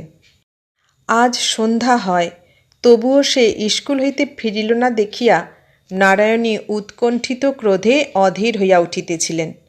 এমন সময় দিগম্বরী নদী হইতে গা ধুইয়া সংসারের সংবাদ লইয়া রামের মঙ্গল কামনা করিয়া বড় মেয়ের সৃষ্টি ছাড়া মতিবুদ্ধির অবশ্যম্ভাবী ফলাফল প্রতিবাসিনীদের কাছে ঘোষণা করিয়া শোকে তাপে অল্প বয়সে নিজের মাথার চুল পাকিবার কারণ দর্শাইয়া নিজেকে বড় মেয়ে নারায়ণীর সমবয়সী বলিয়া প্রচার করিয়া ভাইয়ের সংসারে কিরূপ সর্বময়ী ছিলেন তাহার বিশ্বাসযোগ্য ইতিহাস বলিয়া ধীরে সুস্থে বাড়ি ফিরিতেছিলেন। এমন সময় পথিমধ্যে এক কাণ্ড শুনিয়া তিনি যেন বাতাসে উড়িতে উড়িতে বাড়ি আসিয়া পৌঁছিলেন। উঠানে পা দিয়াই উচ্চকণ্ঠে বলিয়া উঠিলেন, তোর গুণধর দেওরের কাণ্ড শুনেছিস নারায়ণী? নারায়ণী ভয়ে বিবর্ণ হইয়া দিয়া বলিলেন, কি কাণ্ড? দিগম্বরী বলিলেন, তারা থানায় গেছে। যাবেই তো, যে বজ্জাত ছেলে বাবা, এমনটি 7 জন্মে দেখিনি, এখন জেলে যান। তাহার মুখে চোখে আহ্লাদ যেন উছলিয়া পড়িতে লাগিল। নারায়ণী সে কথার জবাব না দিয়া ডাকিলেন, নেত্য, রাম এখনো এলো না কেন? একবার ভোলাকে পাঠিয়ে দে, খুঁজে আনুক। দিগম্বরী বলিলেন, আমি যে সমস্তই শুনে এলুম। নেত্য ব্যস্ত হইয়া চলিয়া গেল। দিগম্বরী কণ্ঠস্বরে উদ্বেগ টানিয়া আনিয়া বলিলেন, কি হয়েছে জানিস নারানী? তুমি ভিজে কাপড় ছাড়ো গে মা, তারপরেই না হয় বলো। বলিয়া তিনি অন্যত্র চলিয়া গেলেন। দিগম্বরী অবাক হইয়া মনে মনে বলিলেন, বাস রে, মেয়ের রাগ দেখো। এমন একটা কাণ্ড আনুপূর্বিক বলিতে না পাইয়া তাহার পেট ফুলিতে লাগিল। সে কাণ্ডটা সংক্ষেপে এই, গ্রামের স্কুলে জমিদারদের একটি ছেলে পড়িত। আজ টিফিনের সময় তাহার সহিত রামের তর্ক বাঁধিল। বিষয়টা জটিল, তাই মীমাংসা না হইয়া মারামারি হইয়া গেল। জমিদারদের ছেলে বলিয়াছিল, শাস্ত্রে লেখা আছে শ্মশানকালী রক্ষাকালীর চেয়ে অধিক জাগ্রত, কেননা শ্মশানকালীর জীব বড়। রাম প্রতিবাদ করিয়া বলিল, না, শ্মশানকালীর জীব একটু চড়া বটে, কিন্তু অত বড়ও নয়, অমন রাঙাও নয়। কিছুদিন পূর্বে পাড়ায় চাঁদা করিয়া রক্ষাকালীর পূজা হইয়া গিয়াছিল। সে স্মৃতি রামের মনে উজ্জ্বল ছিল। জমিদারদের ছেলে রামের কথা অস্বীকার করিয়া নিজের করতল তুলিয়া ধরিয়া বলিল, রক্ষাকালীর জীব তো এতটুকু। রাম ক্রুদ্ধ হইয়া বলিল, কি অতটুকু? কখনো না, এই এত বড়। অতটুকু জীব হলে কি কখনো পৃথিবী রক্ষা করতে পারে? পৃথিবী রক্ষে করে বলেই তো রক্ষাকালী নাম। তারপর আর 2-1টা কথা, এবং তারপরই ঘুষাঘুষি। জমিদারদের ছেলের গায়ে জোর কম, সুতরাং মার সেই বেশি খাইল। নাক দিয়াও ফোঁটা 2 রক্ত বাহির হইল। এই ক্ষুদ্র স্কুলের জীবনে এত বড় কাণ্ড ইতিপূর্বে ঘটে নাই। যে জমিদারের স্কুল, তাহারই পুত্রের নাকে রক্ত। অতএব হেডমাস্টার নিজে স্কুল বন্ধ করিয়া ছেলেটিকে লইয়া দরবার করিতে ছুটিলেন। বলা বাহুল্য, রামলাল বহু পূর্বেই অন্তর্ধান হইয়াছিল। ভোলা ফিরিয়া আসিয়া বলিল, দা ঠাকুরকে পাওয়া গেল না। অনতিকাল পর শ্যামলাল মুখ কালি করিয়া বাড়ি আসিলেন। উঠানে দাঁড়াইয়া বলিলেন, ওগো শুনছ, এ গ্রাম থেকে বাঁশ উঠাতে হলো দেখছি। চাকরি করে 2 পয়সা ঘরে আনছিলুম, তাও বোধ করি এবার ঘুচল। নারায়ণী ভাঁড়ার হইতে বাহির হইয়া একটা চৌকাঠে ভর দিয়া শুষ্ক কণ্ঠে জিজ্ঞাসা করিলেন, তারা থানায় গেছেন না? শ্যামলাল ঘাড় নাড়িয়া বলিলেন, বাবু শিবতুল্য লোক, তাই মাপ করেছেন, কিন্তু আরও 5 জন আছে তো। দিন দিন একটা নূতন ফ্যাসাদ তৈরি হলে কি করে গ্রামে বাস করি বলো? রাম কই? নারায়ণী বলিলেন, সে এখনও আসেনি, বোধ করি ভয়ে পালিয়েছে। শ্যামলাল গম্ভীর হইয়া বলিলেন, পালালেও তার সঙ্গে আর সম্পর্ক নেই, না পালালেও নেই। সে সৎমার ছেলে, লোকে নিন্দা করবে, তাই এতদিন কোনো মতে সহ্য করেছিলুম, কিন্তু আর নয়, এখন নিজের প্রাণ বাঁচাতে হবে। দিগম্বরী রান্নাঘরের বারান্দা হইতে বলিলেন, নিজের ছেলেটার পানেও তো চাইতে হবে। শ্যামলাল উৎসাহিত হইয়া বলিলেন, হবে না মা, নিশ্চয় হবে। তাই কাল পাড়ার 5 জন ভদ্রলোক ডেকে বিষয় সম্পত্তি আলাদা করে ফেলব। আর তোমাকেও বলে রাখলুম, এ নিয়ে ওকে বকাঝকা করবার দরকার নেই। ও যা ভালো বোঝে তাই করে। ভালো বুঝেছে, মনিবের ছেলের গায়ে হাত তুলেছে। দিগম্বরী মনে মনে পরমানন্দিত হইয়া বলিলেন, নারানী কেন যে ওকে শাসন করতে যায়, আমার তো দেখে ভয়ে বুক কাঁপে। যে গোয়ার ছেলে, ও আমাকেই যখন অপমান করে তখন ওকে অপমান করে ফেলবে, এ কি বেশি কথা? আমি বলি, মান, নিজের মান নিজের কাছে, রামের কথায় থেকো না। শ্যামলাল শ্বশ্রুর এ কথাটায় আর সায় দিতে পারিলেন না, বোধ করি চক্ষু লজ্জা হইল। বলিলেন, যাই হোক, ওকে শাসন করবার দরকার নেই। নারায়ণী পাথরের মূর্তির মতো নির্বাক নিশ্চল হইয়া সমস্ত শুনিলেন, একটা কথারও জবাব দিলেন না। তারপর ধীরে ধীরে নিজের কাজে চলিয়া গেলেন। ঘণ্টাখানেক পর নেত্য আসিয়া চুপি চুপি বলিল, মা, ছোটবাবু ঘরে এসেছে। নারায়ণী নিঃশব্দে উঠিয়া গিয়া রামের ঘরের মধ্যে ঢুকিয়া কপাট বন্ধ করিলেন। রাম খাটের উপর চুপ করিয়া বসিয়া কি ভাবিতেছিল। দরজা বন্ধ করার শব্দে চমকিয়া মুখ তুলিয়া দেখিল, বৌদিদি দ্বার রুদ্ধ করিয়া দিয়াছেন এবং ঘরের কোণে তাহারই একগাছা পাতলা বেতের ছড়ি ছিল, তাহাই তুলিয়া লইতেছেন। সে তৎক্ষণাৎ খাটের ওধারে গিয়া দাঁড়াইল। নারায়ণী ডাকিলেন, এদিকে আয়। রাম হাত জোড় করিয়া বলিল, আর করব না বৌদি, এইবারটি ছেড়ে দাও। নারায়ণী কঠিন হইয়া বলিলেন, এলে কম মারব, কিন্তু না এলে এই বেত তোমার পিঠে ভাঙব। রাম তথাপি নড়িল না, সেইখানে দাঁড়াইয়া মিনতি করিতে লাগিল, 3 সত্যি করছি বৌদি, আর কোনো দিন করব না, কান মলছি বৌদি। নারায়ণী খাটের উপর ঝুঁকিয়া পড়িয়া সপাত করিয়া 1 ঘা বেত তাহার ঘাড়ের উপর বসাইয়া দিলেন। তাহার পর বেতের উপর বেত পড়িতে লাগিল। প্রথমটা সে ওদিকে দৌড় খুলিয়া পলাইবার চেষ্টা করিল, তারপর ঘরময় ছুটাছুটি করিয়া আত্মরক্ষার চেষ্টা করিল, শেষে পায়ের তলায় পড়িয়া চেঁচাইতে লাগিল। নেত্য পেছনে আসিয়া জানালার ফাঁক দিয়া দেখিতেছিল, কাঁদিয়া বলিল, মা ছেড়ে দাও মা, আমি ঘাট মানছি।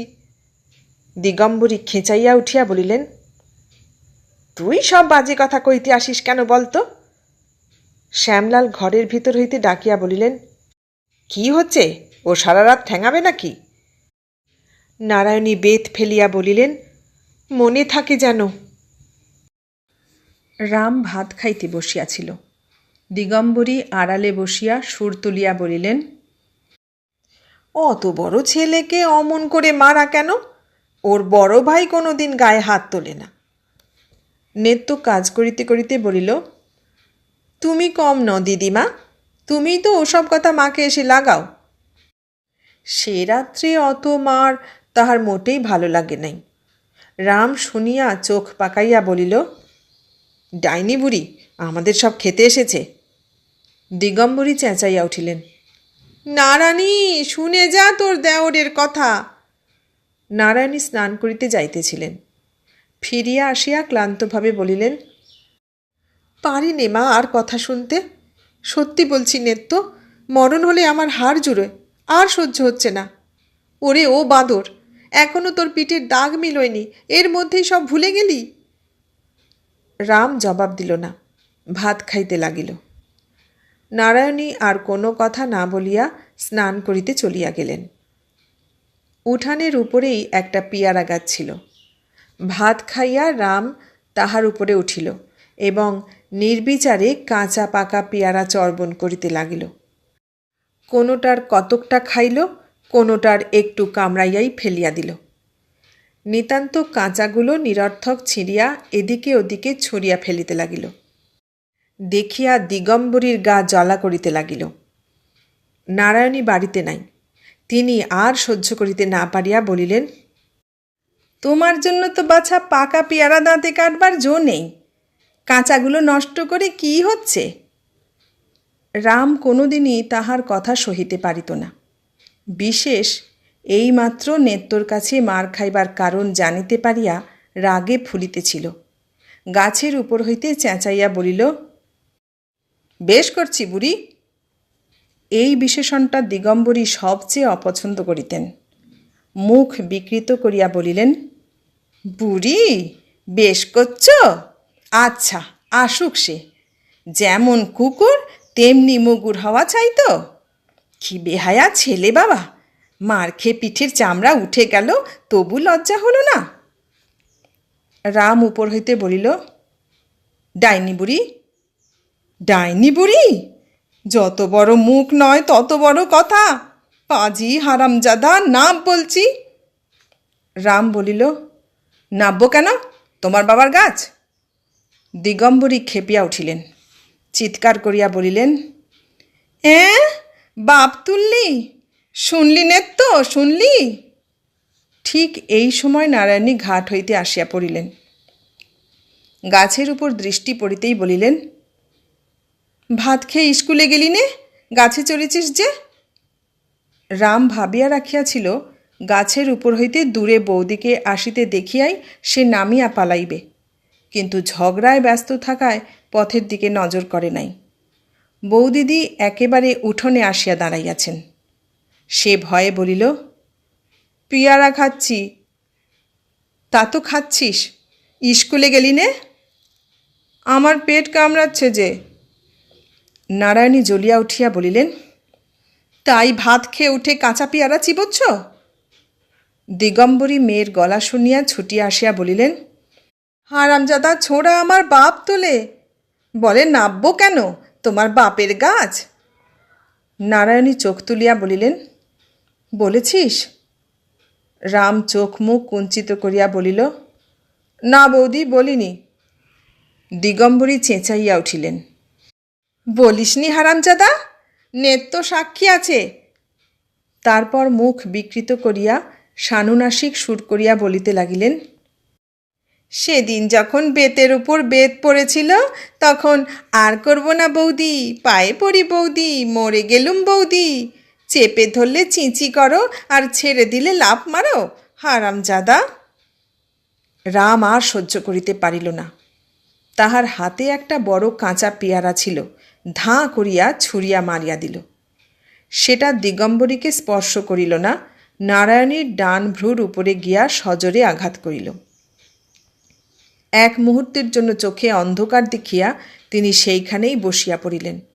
দিগম্বরী ভয়ঙ্কর চেঁচামেচি করিয়া উঠিলেন। নেত্য কাজ ফেলিয়া ছুটিয়া আসিল।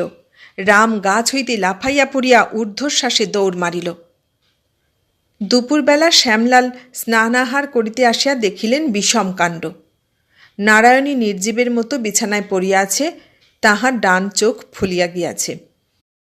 তাহার উপর ভিজা ন্যাকড়ার পটি বাঁধিয়া নেত্য পাখা লইয়া বাতাস করিতেছে। দিগম্বরী আজ আর আড়ালে গেলেন না।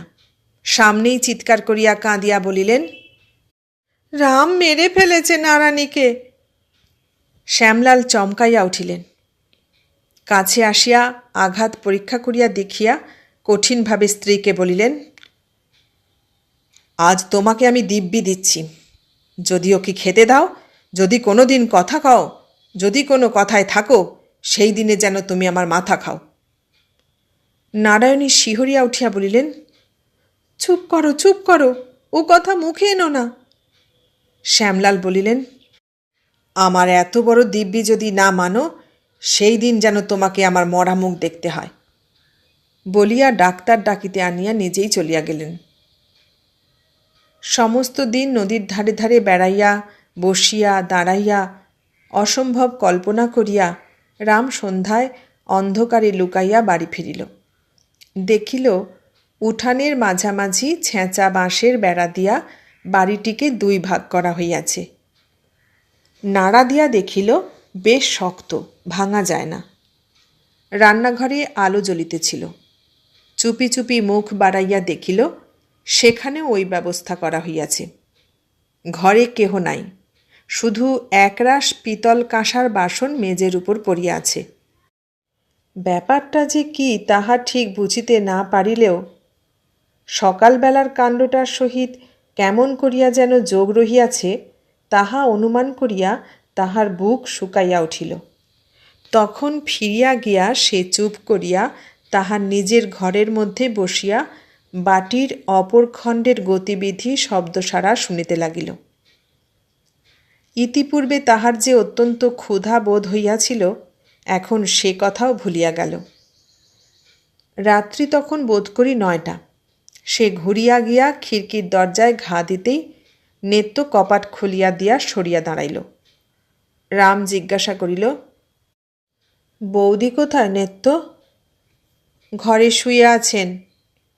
রাম ঘরে ঢুকিয়া দেখিল বৌদি খাটের উপর শুইয়া আছেন এবং নিচে মাদুর পাতিয়া দিগম্বরী ছোট মেয়েটিকে লইয়া বসিয়া আছেন। গোবিন্দ খেলা করিতেছিল। ছুটিয়া আসিয়া কাকার হাত ধরিয়া ঝুলিতে ঝুলিতে বলিয়া দিল, কাকা, তোমার বাড়ি ওদিকে, এদিকে আমাদের বাড়ি। বাবা বলেছে তুমি এ ঘরে ঢুকলে পা ভেঙে দেবে। রাম খাটের উপর নারায়ণীর পায়ের কাছে গিয়া বসিতেই তিনি পা সরাইয়া লইলেন। রাম চুপ করিয়া বসিয়া রহিল। দিগম্বরী তাহার ছোট মেয়েকে ঠেলা দিয়া বলিলেন, সুরো, বল না তোর দাদাবাবু কি বলেছে ওকে। সুরধ্বনি মুখস্থর মতো গড়গড় করিয়া বলিয়া গেল, দাদাবাবু বলেছে তুমি এখানে এসো না, কাল সকালে সব। কি মা? দিগম্বরী বলিলেন, বিষয় সম্পত্তি। সুরধ্বনি বলিল, বিষয় সম্পত্তি কাল ভাগ বাটরা করে দেবে। দিগম্বরী বলিলেন, দিব্যি দেবার কথাটা বল না ন্যাকা মেয়ে। সুরধ্বনি বলিল, দাদাবাবু দিব্যি দিয়েছেন দিদিকে, খেতেও দেবে না, কথাও বলবে না, বললে দাদাবাবু। নারায়ণী বিছানার উপর হইতে ধমক দিয়া উঠিলেন, আচ্ছা হয়েছে হয়েছে, তুই চুপ কর। তখন দিগম্বরী বলিলেন, তা সত্যি বাছা, তুমি মানুষজনকে আধখুন করে ফেলবে, সে দিব্যি না দিয়ার করে কি? আমি তো বাপু কিছুতে তার দোষ দিতে পারবো না, তা যে যাই বলুক। এ বাড়িতে তোমার আসা যাওয়া, খাওয়া দাওয়া আর চলবে না। ওকে স্বামীর মাথার দিব্যিটা তো মানতে হবে। সুরধ্বনি বলিল, মা, ভাত দেবে চলো না। দিগম্বরী বিরক্ত হইয়া বলিলেন, সবুর কর বাছা। রাম তখনও বসিয়া আছে। এমন অবস্থায় ঘরে দৌড়ে আগুন ধরিয়া গেলেও তো তিনি উঠিতে পারেন না।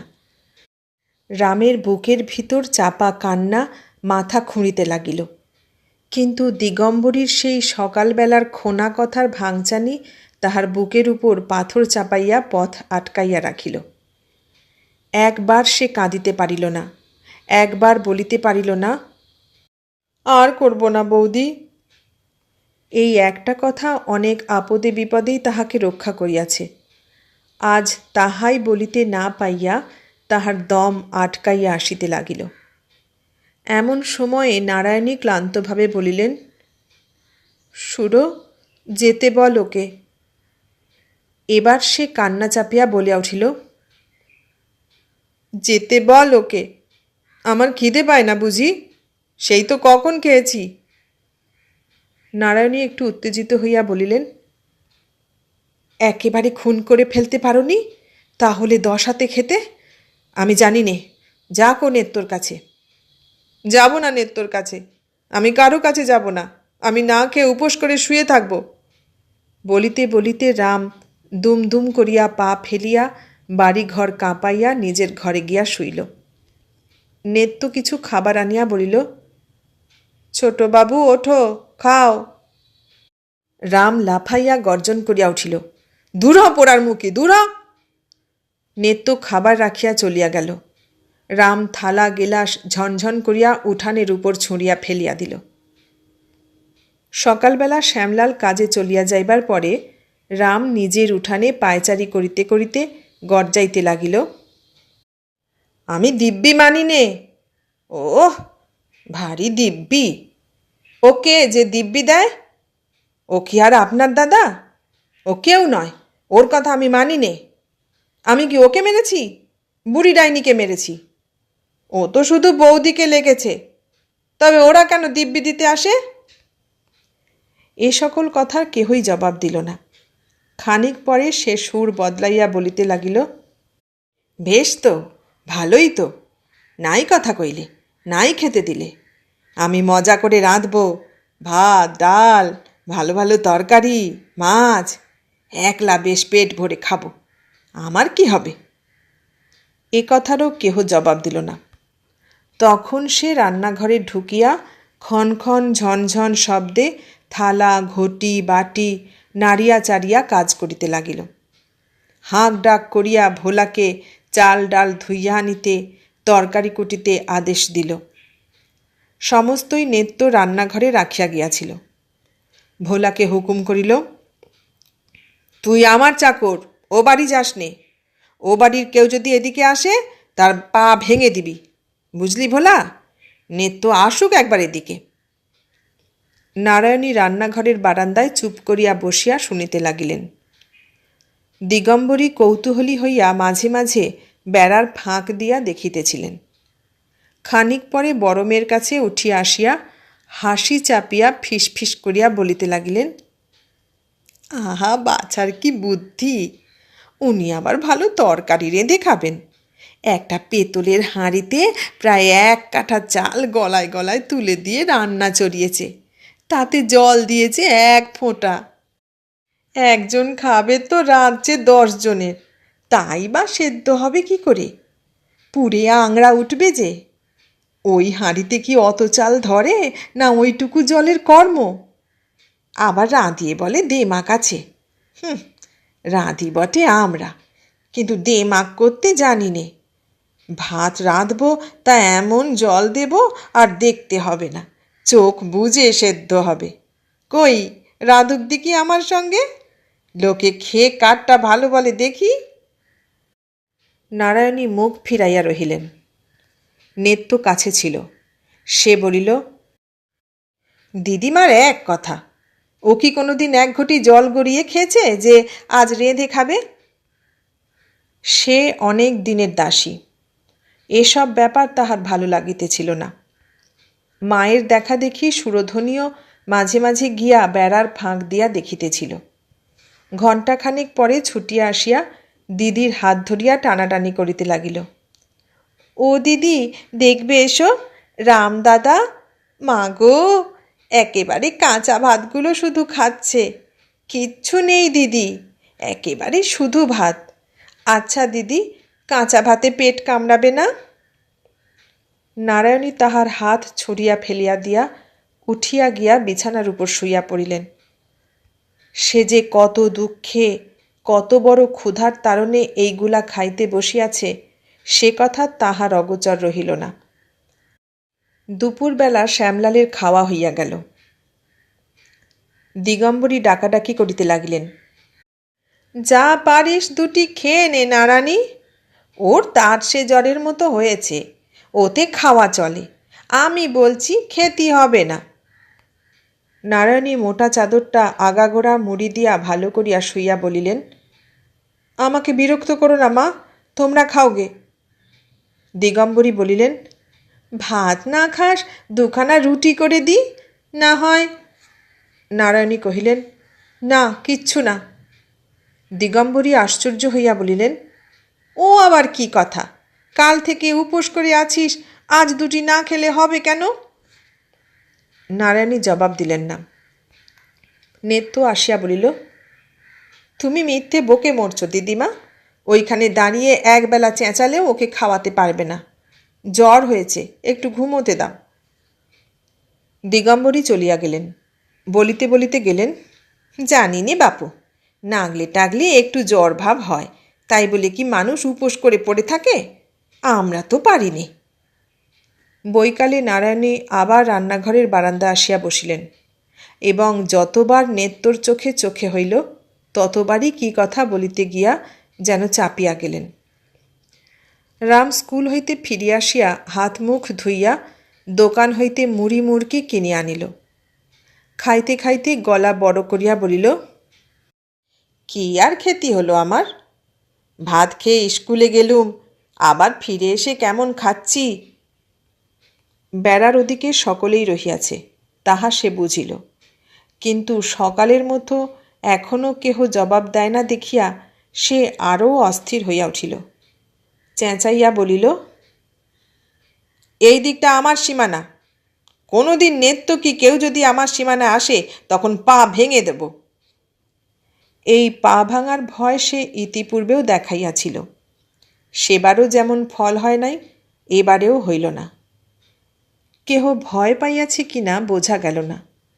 সন্ধ্যার পর আলো জ্বালিয়া সে রান্নাঘরে ঢুকিয়া আবার চেঁচামেচি করিতে লাগিল, আমার কাঠ কই? আমি রাঁধব কি দিয়ে? আমার শিলনোড়া কই? আমি বাটনা বাটব কিসে? ও ঘর হইতে নেত্য বলিল, মা বলেছেন কাল শিলনোড়া কিনে দেবেন। না, আমি কেনা শিলনোড়া চাই নে বলিয়া সে কাঁদিয়া ঘর ছাড়িয়া চলিয়া গেল। খানিক পরে ফিরিয়া আসিয়া বলিল, কেন আমার গণেশকে ধরালে? কেন আমাকে খোনা খোনা করে ও বুড়ি ভেঙালে? বেশ করেছি, গাল দিয়েছি। ও মরে আর জন্মে পেতনি হবে। দিগম্বরী চোখ কটকট করিয়া বলিলেন, শুনলি নারানী, শুনলি? এ সমস্ত পায়ে পা তুলে দিয়ে ঝগড়া করা নয়। নারায়ণী চুপ করিয়া অন্যদিকে চাহিয়াছিলেন, সেই দিকেই চাহিয়া রহিলেন। পরদিন সকাল হইতেই রামের কথাবার্তা বদলাইয়া গেল। সম্পূর্ণ 2টা দিন কাটিয়া গিয়াছে, বৌদিদি ডাকে নাই, বকে নাই, খাইতে দেয় নাই, এরকম সে তাহার জ্ঞানে দেখে নাই। আজ সে বাস্তবিক ভয় পাইয়াছিল। প্রথমটা রান্নাঘরের দাওয়ায় বসিয়া সে নানারূপ উল্টাপাল্টা জবাবদিহি করিল। একবার বলিল, বেড়াল মারিতে পিয়ারা ছুঁড়িয়াছিল। একবার বলিল, হাত ফসকাইয়া পড়িয়া দিয়া বৌদির কপালে লাগিয়াছিল। একবার বলিল, কাঁচা পেয়ারা ছুঁড়িয়া ফেলিয়া দিতেছিল। তারপর একবার বলিল, কাহাকেও সে গাল দেয় নাই। একবার বলিল, গোবিন্দকে দিয়াছিল। একবার বলিল, ভোলাকে দিয়াছিল। কিন্তু কোনো কৈফিয়তেই কাজ হইল না। ওধারের কেহ জবাব দিল না, প্রতিবাদ করিল না, হ্যাঁ না একটা কথাও বলিল না।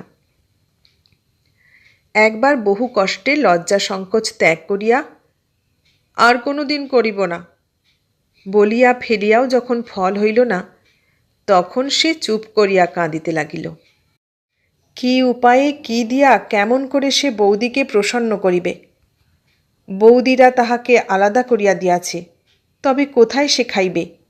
কাহার কাছে কেমন করিয়া সে থাকিবে? কোনো দিকেই আজ সে কুল কিনারা দেখিতে পাইল না। আজ সে রাঁধিবার চেষ্টাও করিল না, পড়িতে গেল না, ঘরে গিয়া শুইয়া পড়িল। গোপনে কাঁদিয়া কাঁদিয়াই বোধ করি গত রাত্রে নারায়ণীর জ্বর আসিয়াছিল। দুপুরবেলা দিগম্বরী 1 বাটি দুধ আনিয়া বলিলেন, খেতেই হবে, না খেয়ে কি মরবি? নারায়ণী প্রতিবাদ না করিয়া দুধের বাটি হাতে লইয়া কতকটা খাইয়া বাটিটা নামাইয়া রাখিয়া পাশ ফিরিয়া শুইলেন। তাহার না না করিয়া কথা কাটাকাটি করিতে ঘৃণা বোধ হইল।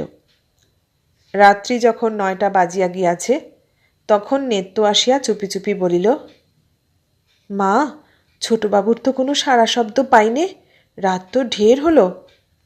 নারায়ণী উদ্বেগে উঠিয়া বসিয়া কাঁদিয়া ফেলিলেন। লক্ষ্মী মা আমার, দেখে আয় সে ঘরে আছে কিনা। নেত্তর চোখ ভিজিয়া উঠিল, হাত দিয়া চোখ মুছিয়া ফেলিয়া বলিল, আমার যেতে সাহস হয় না মা। বলিয়া বাহিরে গিয়া ভোলাকে সে ডাকিয়া আনিল। ভোলা সংবাদ দিল, দা ঠাকুর ঘরে আছে, ঘুমুচ্ছে। নারায়ণী নিঃশব্দে 2 হাত জোর করিয়া কপালে ঠেকাইয়া চাদর মুড়ি দিয়া আবার শুইয়া পড়িলেন। পরদিন প্রভাত না হইতেই তিনি স্নান করিয়া আসিয়া রান্না চড়াইয়া দিলেন। রান্না যখন প্রায় অর্ধেক অগ্রসর হইয়াছে তখন দিগম্বরী গাত্রোত্থান করিয়া ব্যাপার দেখিয়া আশ্চর্য হইয়া গেলেন। কর্কশ স্বরে প্রশ্ন করিলেন, তোর না জ্বর নারানী? তুই না 3 দিন খাসনি? ভোরবেলা উঠে চান করে এসে এসব কি হচ্ছে জিজ্ঞেস করি। নারায়ণী স্বাভাবিক মৃদু কণ্ঠে বলিলেন, রাঁধছি দেখতে তো পাচ্ছ। তা তো পাচ্ছি, কিন্তু কেন কেন শুনি? তুই কি আমার হাতে খাবিনি? নারায়ণী জবাব দিলেন না, কাজ করিতে লাগিলেন। কাল সমস্ত দিন ধরিয়া রাম এই একটা কথা ভাবিতেছিল, বৌদিদির না জানি কত লাগিয়াছে। একটা কাঁচা পেয়ারা লইয়া বারবার কপালের উপর ঠুকিয়া সে আঘাতের গুরুত্ব উপলব্ধি করিবার চেষ্টা করিয়া শেষে ভাবিতে বসিয়াছিল, কি করিলে এই কুকর্মটা মুছিয়া ফেলিতে পারা যায়। ভাবিতে ভাবিতে তাহার মনে পড়িয়া গেল, কিছুদিন পূর্বে বৌদি তাহাকে এখানে থাকিতে নিষেধ করিয়াছিলেন। শেষে স্থির করিল, সে আর কোথাও চলিয়া গেলে বৌদি খুশি হইবে। তাহার মামার বাড়ি তারকেশ্বরের ওদিকে, অথচ কোথায় সে ঠিক জানে না। সেইখানে গিয়া খুঁজিয়া লইবে সংকল্প করিয়া সে একটি ছোট পুঁটুলি বাঁধিয়া লইয়া প্রভাতের প্রত্যাশার অপেক্ষা করিয়া বসিয়া রহিল। নারায়ণী রান্না শেষ করিয়া একখানি থালায় সমস্ত দ্রব্য পরিপাটি করিয়া সাজাইতেছিলেন। দ্বারের কাছে ভোলা আসিয়া ডাকিল, মা। নারায়ণী ফিরিয়া ভোলাকে দেখিয়া বলিলেন, কি রে ভোলা? এ কয়টা দিন সে বাহিরে গরুর সেবা করিত বটে, কিন্তু রামের ভয়ে ভিতরে আসিত না। ভোলা আস্তে আস্তে বলিল, চুপি চুপি একটা কথা আছে মা। নারায়ণী কাছে আসিতেই ভোলা ফিসফিস করিয়া বলিল, তুমি যা বলেছিলে মা, তাই হয়, যদি 2টি টাকা দাও। নারায়ণী বুঝিতে না পারিয়া বলিলেন, কি হয় রে, কাকে টাকা দিতে হবে? ভোলা একটুখানি আশ্চর্য হইয়া বলিল, তুমি দা ঠাকুরকে চলে যেতে বলেছিলে না, তিনি যেতে রাজি আছেন। আচ্ছা, 2টো না দাও, 1টি টাকা দাও। নারায়ণী ব্যাকুল হইয়া উঠিলেন, কোথায় যেতে রাজি আছে রে? কোথায় সে?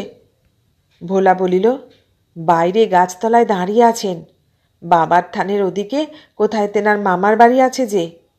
ভোলা, শিগগির ডেকে আন, বল আমি ডাকছি। ভোলা ছুটিয়া গেল। নারায়ণী কাঠ হইয়া দাঁড়াইয়া রহিলেন। অনতিকাল পরেই রাম একটি ছোট পুঁটুলি হাতে লইয়া কাছে আসিয়া দাঁড়াইতেই নারায়ণী নিঃশব্দে তাহার হাত ধরিয়া ঘরের মধ্যে টানিয়া লইয়া গেলেন। দূর হইতে দিগম্বরী রামকে রান্নাঘরে ঢুকিতে দেখিয়া আশঙ্কায় পরিপূর্ণ হইয়া দ্রুত পদে ঘরে ঢুকিয়া দেখিলেন, সাজানো থালার সম্মুখে নারায়ণীর কোলের উপর বসিয়া রাম বুকের মধ্যে মুখ লুকাইয়া আছে এবং তাহার মাথার উপর পিঠের উপর আর একজনের অশ্রু বৃষ্টিধারার মতো ঝরিয়া পড়িতেছে। অবাক হইয়া কিছুক্ষণ চাহিয়া থাকিয়া তিনি বলিলেন, ও তাই এত রান্না, খাওয়ানো হবে বুঝি? আমার জামাই যে এত বড় দিব্যিটা দিলেন সেটা ভেসে গেল বুঝি? নারায়ণী মুখ তুলিয়া বলিলেন, ভেসে যাবে কেন মা? তার কথা আমি অমান্য করিনি, 3 দিন খাইনি, খেতেও দিইনি। দিগম্বরী তীক্ষ্ণভাবে বলিলেন, এই বুঝি অমান্য করিসনি? তবে এ কি হচ্ছে? যে দিব্যি দিয়েছে তার বুঝি হুকুমটাও একবার নিতে হবে না? নারায়ণী কি যেন একটা কঠিন আঘাত সহ্য করিয়া লইয়া সংক্ষেপে বলিলেন, আমার হুকুম নেওয়া হয়েছে।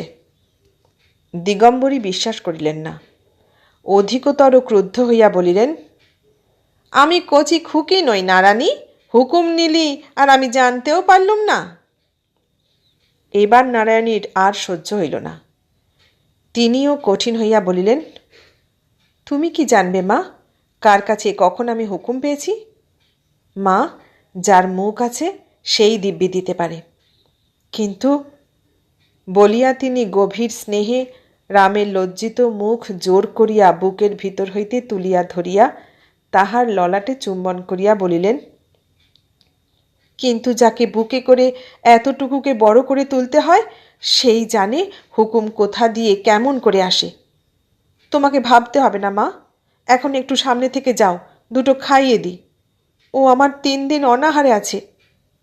বলিতে বলিতে তাহার চোখের জল আবার ঝরিয়া পড়িতে লাগিল। দিগম্বরী এক মুহূর্তে স্থির থাকিয়া বলিলেন, এখানে তবে আর আমার কি করে থাকা হবে? এ বাড়িতে আর থাকতে পারবো না, তা তোকে আজ স্পষ্ট বললুম। নারায়ণী বলিলেন, আমিও এই কথাটাই তোমাকে মুখ ফুটে বলতে পারছিলুম না মা, সত্যিই তোমার এখানে থাকা হবে না। তোমার চোখে চোখে আমার এত বড় ছেলে যেন আধখানা হয়ে গেছে। ও দুষ্টু হোক যা হোক, আমার বাড়িতে আমার চোখের সামনে ওকে শাস্তি দিতে আমি কাউকে দেব না। আজ তুমি থাকো, কাল কিন্তু বাড়ি যেও। তোমার খরচপত্র আমি সমস্ত পাঠিয়ে দেব, কিন্তু এখানে তোমার আর থাকা হবে না। দিগম্বরী কাঠ হইয়া গিয়া কিছুক্ষণ পরে ধীরে ধীরে বাহির হইয়া গেলেন।